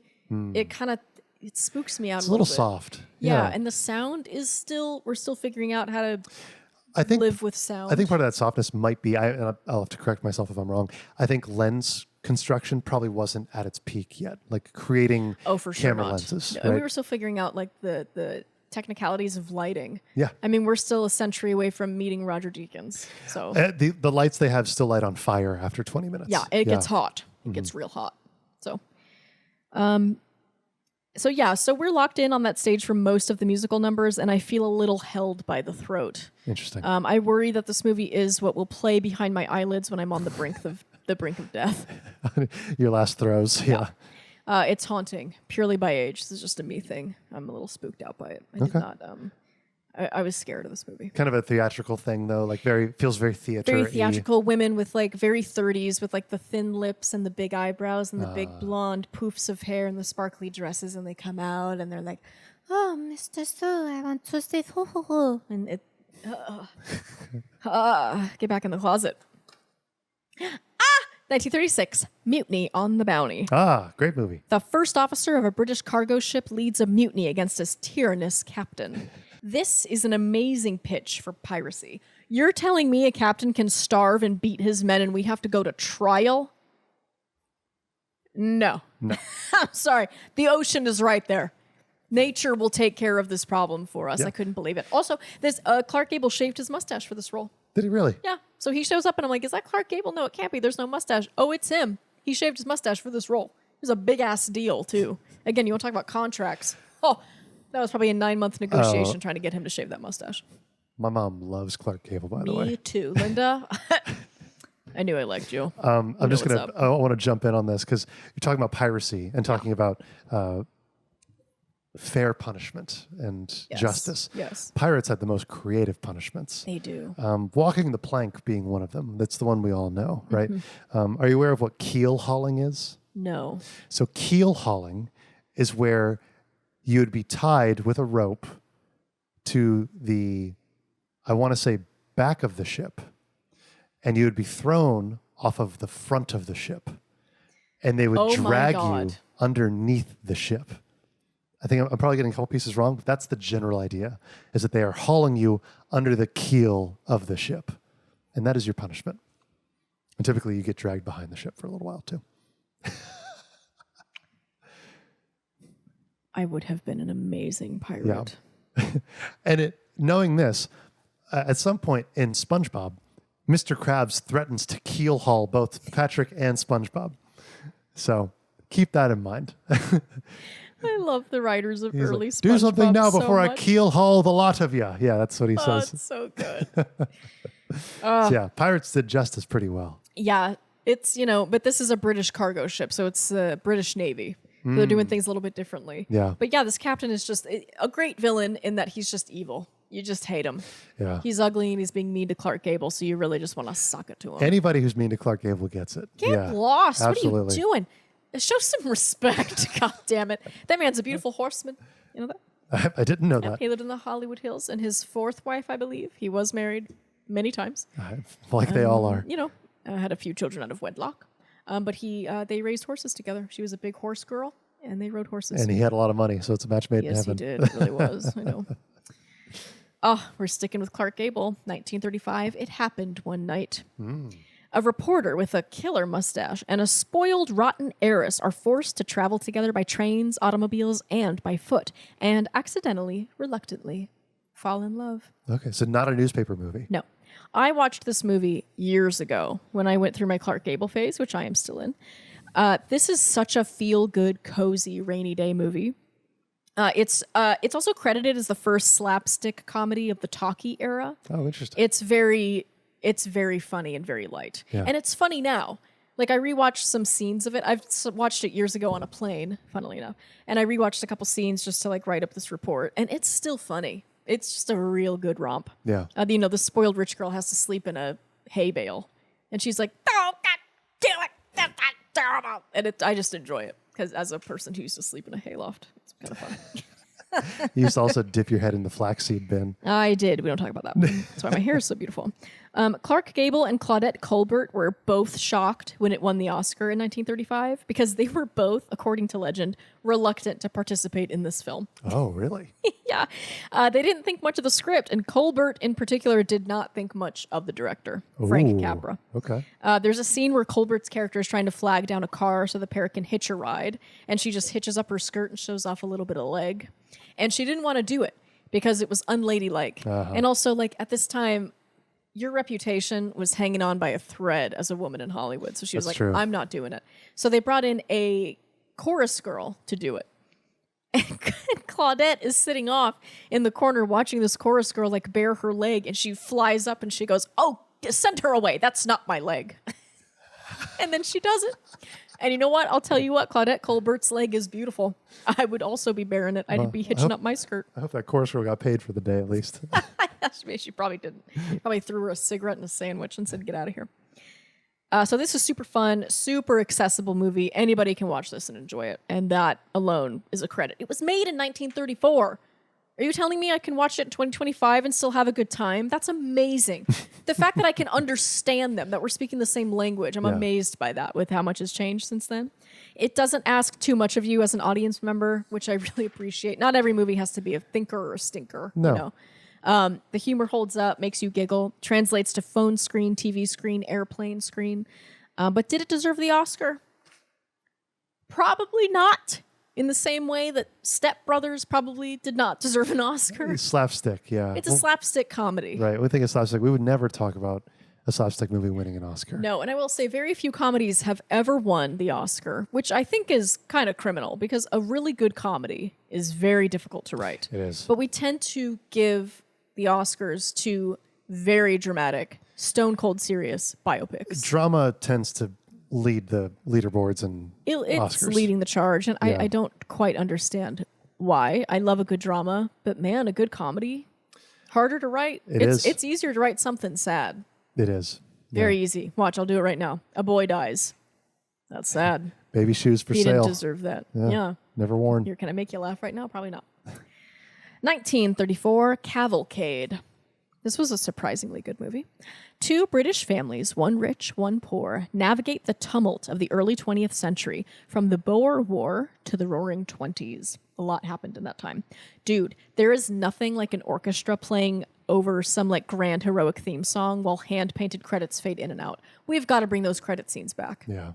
that the early movies had. There is nothing like it. The hand painting, the matte painting. Matte painting used to be a really big thing too for like effects and things. When you'd want to have a big like vista of some kind, or have like they did it in Ben-Hur a lot, where they would have these big buildings, and the buildings weren't real; they were matte paintings. You know, they were amazing artists that did that. Incredible. Yeah.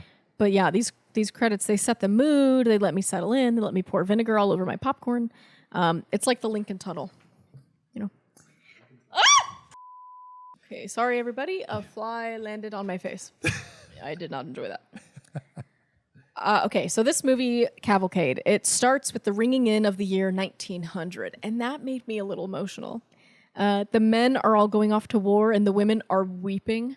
the men have this attitude of, oh, come on now, every man goes to war. It's no big thing. And then, as with all devastating things, we're left with the aftermath for the rest of the movie. Of course, war is a big thing. This movie is impressively structured. It doesn't have as much air as other movies at this time did. It really does roll along. It is at times cartoonishly dark. There are a couple moments of melodrama, but the dramatic line readings kind of make up for it. There's this one point. This woman is like, Arthur, my love, my light, what can I see without you? And I kind of love it. I mean, that's the thing. We're still in the era of like theater to cinema. Right? Oh, and you can feel it. Yeah, all these people grew up in the theater. I'm positive. I think people forget that about the eras of like the influence is theater. It's always, it goes back to theater. And back then, a movie was just a theatrical play on camera. And I will say, it won the 1934 Oscar, which means it was made in 1933. And there's a lot of class consciousness for a movie that was made in 1933. Wow. Because it's one poor family, one rich family, right? So they're comparing the two experiences. It's like, yeah, okay, so two men go off to war, and they have similarly god-awful experiences. Right. War is equal to everyone. Right. Yeah. But then they come back, and their reaction is very different. Their reception is very different. And their lives go off in very different directions. Both are hard, because it's not easy coming back from war, no matter what class you're in. But one is a little bit harder than the other. Yeah. 1933. Best Picture goes to Grand Hotel. Not the Grand Budapest Hotel. Unfortunately not. The lives of disparate strangers, a fading ballerina, a dying accountant, a thief, and a baron intertwine. I never get sick of this premise. Seemingly unrelated stories weaving together. This story, unsurprisingly, is adapted from a German novel, which makes it one of the many, many, many adaptations on this list. Joan Crawford is the magical standout here. Joan Crawford. Wow. Really? She's wonderful. I don't think I've ever seen Joan Crawford in a movie. She is just, she lights up a room. Really? She really is just like an artfully crafted lamp. There's a final scene between her and Lionel Barrymore. Yes, he is related to Drew Barrymore. Okay. That is her great uncle, I believe. And that scene is just absolutely devastating. He says this line to her, I never thought anything so beautiful could come to me. How romantic. Oh, God, that whole scene is so devastating. I cried. Did you really? I really did. I cried quite a bit. Not just like single tear, artsy fartsy Adrian Lenker song crying, but like I'm eating my couch kind of thing. Also, the whole film is sort of from the perspective of this voyeuristic World War I veteran who lives in the hotel permanently. He starts the movie with people coming, going, nothing ever changes. And then as our characters file out and catch their trains and leave the hotel at the end of the movie, he ends the movie the same way. Always the same. People come, people go. Nothing ever happens. Movies back then liked that idea of like... I also like that idea. Yeah. I like a cyclical ending. Bam, we're right back where we started. Yeah. So yeah, I really enjoyed this movie. What was it called again? Grand Hotel. The Grand Hotel. Yeah. Yes. Big fan. Big juicy fan. You recommend the Grand Hotel? I do. Now let's talk about a movie I do not recommend. 1932, Cimarron, not the spirit of Cimarron. Oh. Remember Spirit, Stallion of the Cimarron? Yes. What is the Cimarron? It's a Western thing. Okay. An ambitious newspaper man. A newspaper movie again? And his resilient wife brave the untamed frontier, chronicling the birth of Oklahoma. This was a really tough movie to find. It's like been scrubbed from our memory. This sounds like dead media. Like it really does. It kind of is, yeah.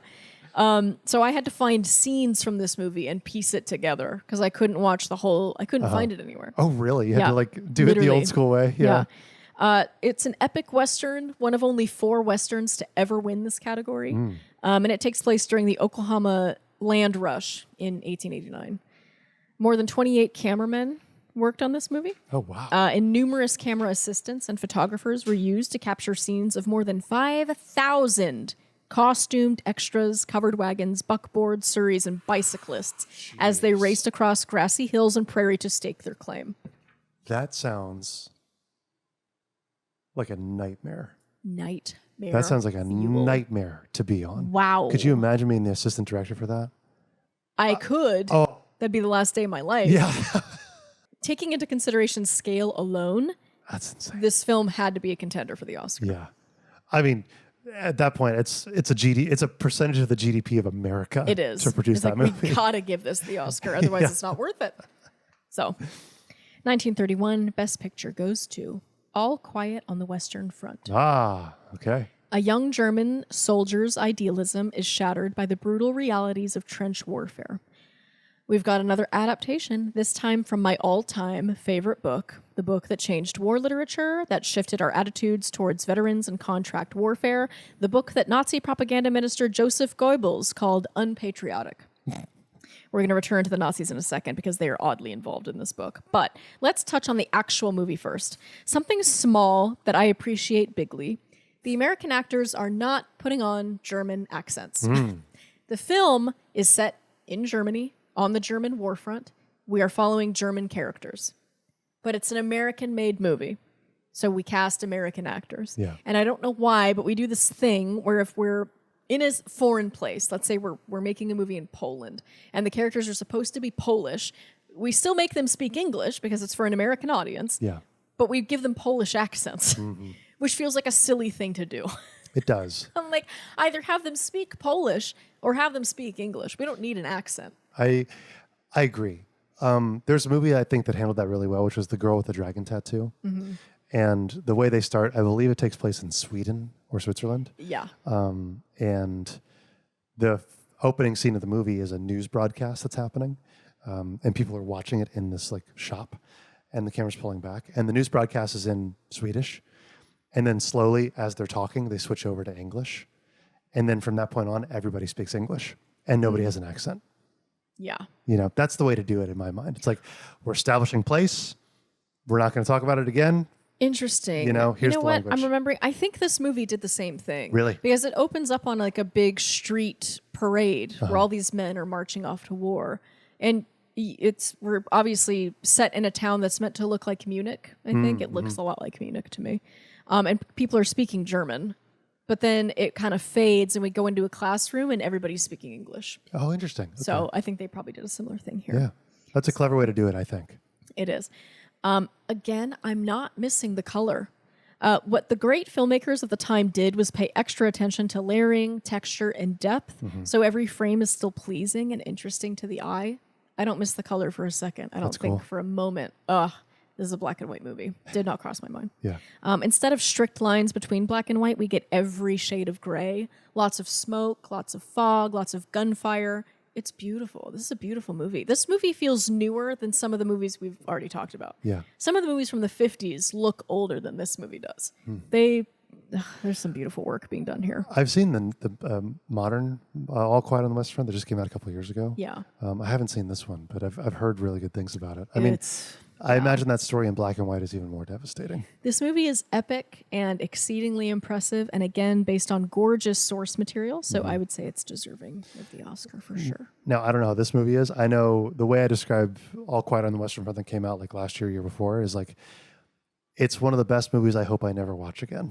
Because it's just so devastating. It's so devastating. And it's hard to watch. The book is devastating. I read this book when I was 19, which was the perfect time to read the book because that's the main character's age when he goes off to war. He's 19 years old and he goes off to war with all of his friends.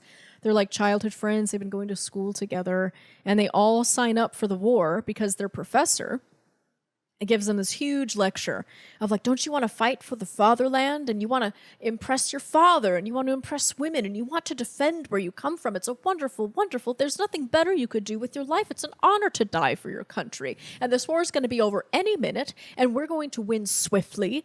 And it's so interesting because I know that that's what this character is doing, but it is written in such a way that I'm like, I'm getting swept up in it. Yeah. It's very contagious, this like patriotic, yes, The you want frenzy. to die for your father. Yeah, you Yeah. get caught up in it. And there's a parade going on outside. There's balloons and confetti and all these beautiful German men just walking around in beautiful boots. Like, we're going to go win it, boys. You know, I'm like, yeah, get me up in there. I want to join up. I want to fight for Germany. And then they get there And it is not what they thought. It is trench warfare. It's muddy. The boots don't fit, so you walk for miles and miles and you get blisters on your feet. Yeah. Training. The army training is underfunded, and everybody is bitter and angry because they've been under shell fire for 4 years and they hate you because you're 19 and you don't have wrinkles yet. And they just see you and they're like, you're probably going to be dead in 2 weeks, but I'm going to spend all this time and energy training you. Yeah. And they treat you like shit and they yell at you and they starve you. You get there, you're sleeping in holes with rats and you are being shot at all the time. Mm-hmm. World War I is one of my all-time favorite historical events to study because it is unique in its brutality, because it's a modern enough war that you have really powerful guns and tanks. We were using planes at this time. It was the first war where planes were used. But it is early enough in our history that it is still very brutal and very hands-on. It's very up close and personal. Yeah. They changed very little about, like, from book to movie. I think the adaptation was pretty adherent to the source material. It does end differently, but I appreciate it because I think the ending is more cinematic, and I think it ties directly into the main message of the book. The book was one of the very first truly anti-war books that was ever written, and it was written by a German man named Erich Maria Remarque, who is just absolutely an incredible writer, is kind of putting it, it's cutting it too short. But he was a German soldier on the Western Front for Germany. He was only on the front line for a month before he got very seriously injured and was sent home. And I mean, like, he lost fingers and he broke ribs, and I think he went blind for a period of time. It was a brutal injury. And then he returned home and he wrote All Quiet on the Western Front. And the Nazis, when they were rising to power in the 20th century, they revoked his citizenship. Seriously? Because they considered it unpatriotic, and they pulled the book off its shelves. And Joseph Goebbels especially took up the torch of hating Erich and everything that he stood for in his literature. And, and Erich had to flee Germany. Kind of sounds like a badge of honor, honestly. I know. If the Nazis revoke your citizenship, they hated him. That's crazy. They hated him. That's crazy. I know. But yeah, fun fact about Erich. So, number one, his original middle name was Peter. He was Erich Peter Remarque. But his father was not really in the picture, and I think Peter was his father's middle name or his first name. Okay. And so when he was 17 or 18, he changed his middle name to Maria, which was his mother's name. Oh. Because he was very close with his mother. That's such a sweet boy. I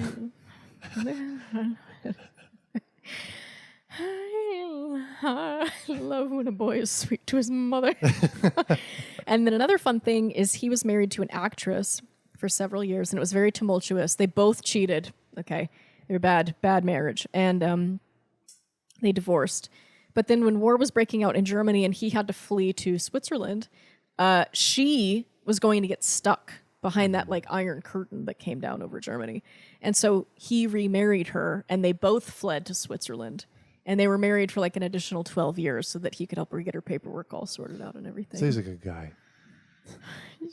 If getting revoked by the Nazis didn't say enough about him. He's a really good guy. Yeah. And he also wrote my favorite book of all time, and they made it into a movie. I can't talk about Erich anymore. So you would recommend All Quiet on the Western Front? Yes. Everybody needs to watch this movie. Every 19-year-old needs to watch this movie. 19 is exactly the right age to read the book and watch the movie and feel what you feel when you watch it. Okay, let's talk about a movie that made me feel nothing. 1930, The Broadway Melody. Two sisters seek fame on the razzle-dazzling Broadway stage. This is having a harder time translating than Wings. Again, the first Best Picture winner ever.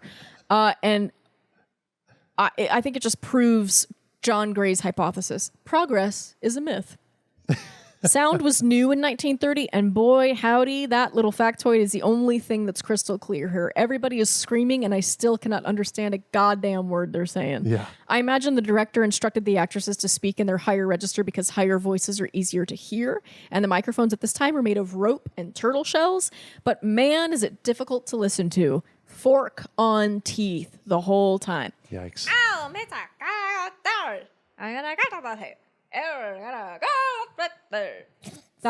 That's the movie. And there's some sparkly stuff in there. And supposedly it's funny, but I didn't giggle not even one time. You know, we can thank the Nazis for having better microphones. That's their whole thing. I don't want to give them any credit for anything. I already said that they had nice uniforms, but they had nothing to do with that. Okay, that was all Hugo Boss. That's true. The humor did not quite translate for me, and there's an awful lot of singing. So much and singing. I'm not a singing man. No. So overall, I would implore you to skip this one. Those voices are going to wake you from a dead sleep. Yeah, the navally starlet voice of the 20s and 30s is not hard very to pleasant. listen to. Yeah. All right, everybody. We've reached that point. Oh, boy. This is the last one? This is the first Best Picture winner ever. 1929, Wings. Wings. Based on everything, every movie that we've talked about so far. Yeah. What do you think this movie is about? I'm just going to play the numbers, and I'm going to say it's either a war movie or it's a newspaper movie. It's a war movie, baby. World War I. World War I. Two childhood rivals join the war effort, and the experience draws them closer together. Now, this is a silent movie. There was no sound at this time. Oh, interesting. Okay. So the version that I found was on Tubi. And Tubi decided, against God and everyone, to put the same little happy, joyful piano riff over the entire 2.5 hour long movie. And this is not a happy-go-lucky, joyful... Playing the entertainer for 2.5 hours. It's that. Yeah. And it's playing over... And for the whole time, I'm like, this must have been the music that was originally playing. Because at the time when this movie came out, it would be silent, but then you would have a pianist there in the movie house and they would play music live so that you had something to listen to. And that's how that was done. And I was like, I guess this was like the music that was originally written. No, I think that's just something Tubi did. To add sound to a silent film. Someone in their digital distribution office really had fun with it. And it kind of worked at the beginning because we're just in this little suburban town. It could be Columbus, Ohio. And these two boys are in love with this girl. And they're kind of running around. And she's hiding behind a tire. And she's like, it's summertime. I'm so beautiful and young. And it kind of works. And then we're on the Western Front. And a plane is crashing. And it's still like... And I'm like... Okay, there's got to be something's amiss here. Got to take like 20% off here. Yeah. So I silented it, and if you decide to go watch this movie, watch it without sound. It will actually be so much more impactful. This looks like a movie Dawson would make on Dawson's Creek. Oh, okay. Like, Joey, you can be the quirky brainiac from next door, and Jen, you're the blonde bitch. It's that kind of thing. It feels like just a bunch of friends got together in a backyard and made a movie. Sure. It's very homegrown, at least for the first 20 to 30 minutes. And then it gets into the very impressive war stuff. There are some shots in this movie that act like an absolute throat punch. Here it is. Here's one of the things. And again, I'm not giving anything away. This movie was made in 1929. You've had time. So these two soldiers get there, and I think at this point we're all familiar with the military movie formula. You think it's going to be one thing, and you get there, and it's something very different. Yes. So these two very young boys, 16, maybe 17, they signed up for the war effort. They joined up. They were kind of rivals growing up because they have the crush on the same girl. It's very boyish. It's kind of cute. And then suddenly they go through training together, and they become very close because they have more in common than they thought. And they're also going through this extraordinarily weird and stressful thing together. Mm-hmm. So then suddenly they're on the Western Front, and they meet this guy who's about their age, but he's been there for a little while longer than they have. And he's like, yeah, hey, welcome. Like, I'm actually going to get in a plane right now, and I'm going to take a flight. And they're so excited because flying is the new thing. Yeah. Again, flight in World War I, that was the first time we had planes in warfare. So it was a huge deal. And he's like eating a chocolate bar. And then a commander comes in and says, hey, pilot, you got to get in your plane. We got to go. And he goes, all right, I'll see y'all in a little bit. And he throws the chocolate bar down and he disappears. And the two friends are there and they're talking for a while and they have a whole scene. And then a general comes in and they say, is this your comrade's stuff? And they go, yeah. Where did he go? And they're like, he's dead. He crashed the plane and he's gone. And there's a close-up on the chocolate bar, on the half-eaten chocolate bar. Damn. And they have to fold up his blanket and get his dog tags and collect his things on the chocolate bar and file it out. And it's the first moment of realness that happens. And it's very emotional. It's a close up on that chocolate bar. I really wasn't expecting this movie to pack that much of a punch. I guess I'm just really impressed that this is one of the first movies. This is the first Oscar award-winning movie. It was made in 1928, and already there's a visual language for storytelling. Yeah. It's like, we're going to show this character using this thing. He's going to go. We barely got a chance to meet him, and he dies. And it shouldn't mean anything to you because you don't know him. But zooming in on the chocolate bar makes you feel something. Right. There's causality there. Yes. Yeah. And you're left to think, like, he was just here. And that's what the characters are thinking, too. And it's a very clever way to tap into their thoughts without them being able to express it. Yes, absolutely. That's what it sounds like. Let me ask you, because you said it's a silent movie. Yeah. Are they doing the cue cards? Like a character speaks on camera, nothing comes out, and then it cuts to a screen with words on it. Yeah. Does that, now in your experience, because I haven't watched a ton of those, does that take you out of the emotionality of the film? No, it doesn't. It doesn't. Also, this movie doesn't overly rely on cue cards. Okay. They only show up cue cards, I'd say, when you need vital information. So like when the general comes back in and he says, is this his things? Is this Jack's bed? Right. And they kind of nod. We need that information, otherwise we don't know why they're there. And then by the time they like zoom in on the chocolate bar, we're going to be like, oh, he's dead. And now we've missed the emotional punch. So it's just about giving you the information that you need so that you can get the emotion kind of front loading later. it. Yeah, okay. Exactly. That makes sense. There are also shots of boys falling over trenches. I don't know how these stunts were done or how these actors were found. I probably don't want to know. I feel like there's a lot of broken shin bones. This is the era where we just threw horses into pits. Truly we did. Yeah. This is an anti-war movie made in the 1920s. I don't know how they did that. This movie was awarded the Oscar for its Herculean effort, and honestly, I find it difficult to argue against that. Yeah. So I won't. This Oscar deserves its wings. 1929, Wings. So To round us off on our list. having watched all of the Best Picture winners in the history of the Academy, I come away with 2 lessons. 1, if you want to win an Oscar, here's the recipe. Okay. Find a book that is based on an impressive man doing something difficult. Set it in the not-so-distant past, preferably during a well-known war, and cast Dustin Hoffman, and you will win it all. 2, the Oscars are less a celebration of the literal best movie made during any given year, because that is ultimately an impossible thing to do. There are movies being made all around the world, showing in movie houses that the Academy does not have access to and probably would not watch even if they did. So the giving of the Best Picture award is more like an announcement of where we are as a culture right now. What is on our mind, what is plaguing our hearts, and what can our cameras do that they could not do 11 months ago? It is easy and understandable to assume that films exist on a scale of good to bad, and to most of us, I think the Oscars represents the greatest good on that side of the scale. Yeah. And if that is not true, which it is not, which is another thing I've learned going through this list, Yeah. that's not true, then it calls into question the scale altogether. Movies don't exist in a vacuum. They are consumed by us and therefore can only be as wonderful as we interpret them to be. When Marty came out in 1956, the audiences that were going into those movie houses and watching that movie, they were watching a different movie than I watched 2 weeks ago when I watched this movie for the first time in 2025. Yeah. As a woman who went to USC and like has a phone and Right. was born in 1997 and had a family computer, I'm watching a different movie entirely. So to say that it was the best movie that came out in 1956, impossible. That's just where we were at as a culture at the time. So we are the scale. Or as my dad might say, it's just a fucking movie. You know, I was going to add something, but I think that's a beautiful way to end it. You want to tell me what you wanted to add anyway? Yeah, I mean, I was just going to say, you're totally right. It's like the Marty of the time is different than the Marty now. And we have like decades of generational experience and artistic experience and context, right? You got to remember, like, when they showed that video, right? This is a big thing that happened. They showed a video of a train driving towards the camera.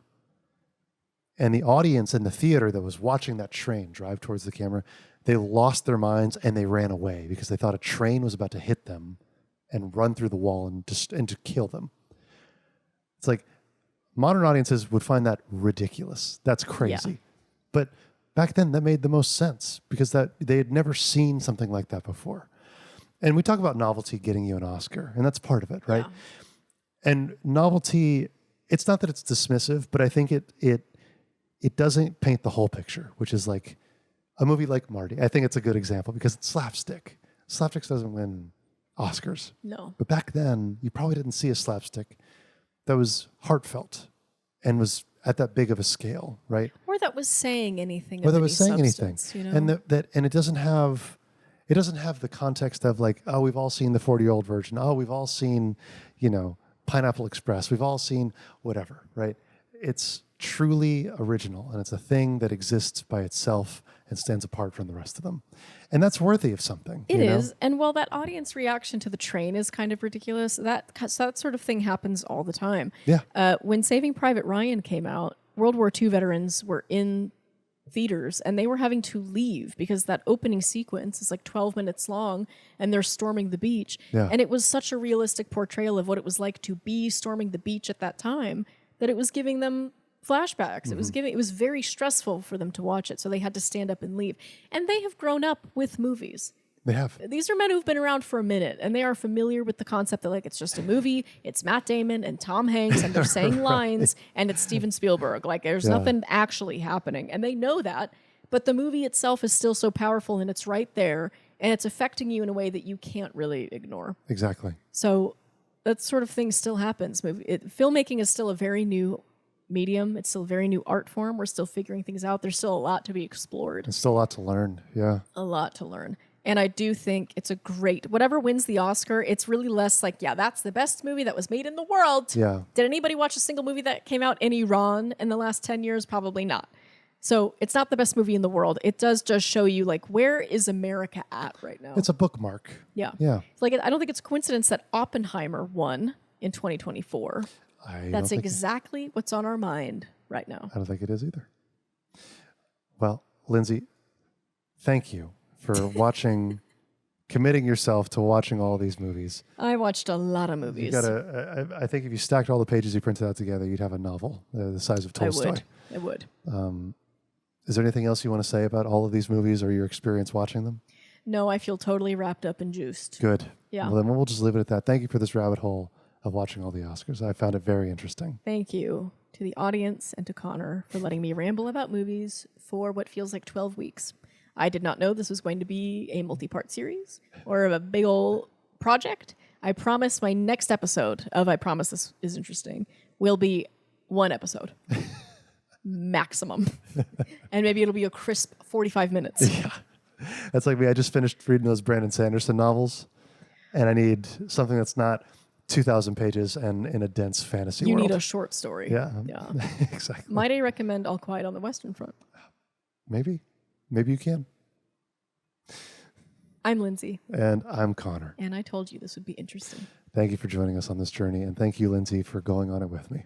Thank you. So Connor is taking a brief break from scripting new episodes because he has launched his own YouTube channel, as well as continuing to edit all of the episodes that we upload here on our YouTube channel. I was getting a little burned out, and if on I'm being Spotify. Totally honest. It's a lot of work. Okay, it turns out like scripting, researching, shooting, and then editing a podcast is actually like a lot more time consuming than I think either one of us was expecting.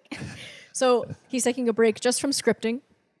I'll still pop in with an episode every now and then. But. So we'll be back next week with another Lindsey episode. Yes. Just warning you now. That's on its way. I can't wait.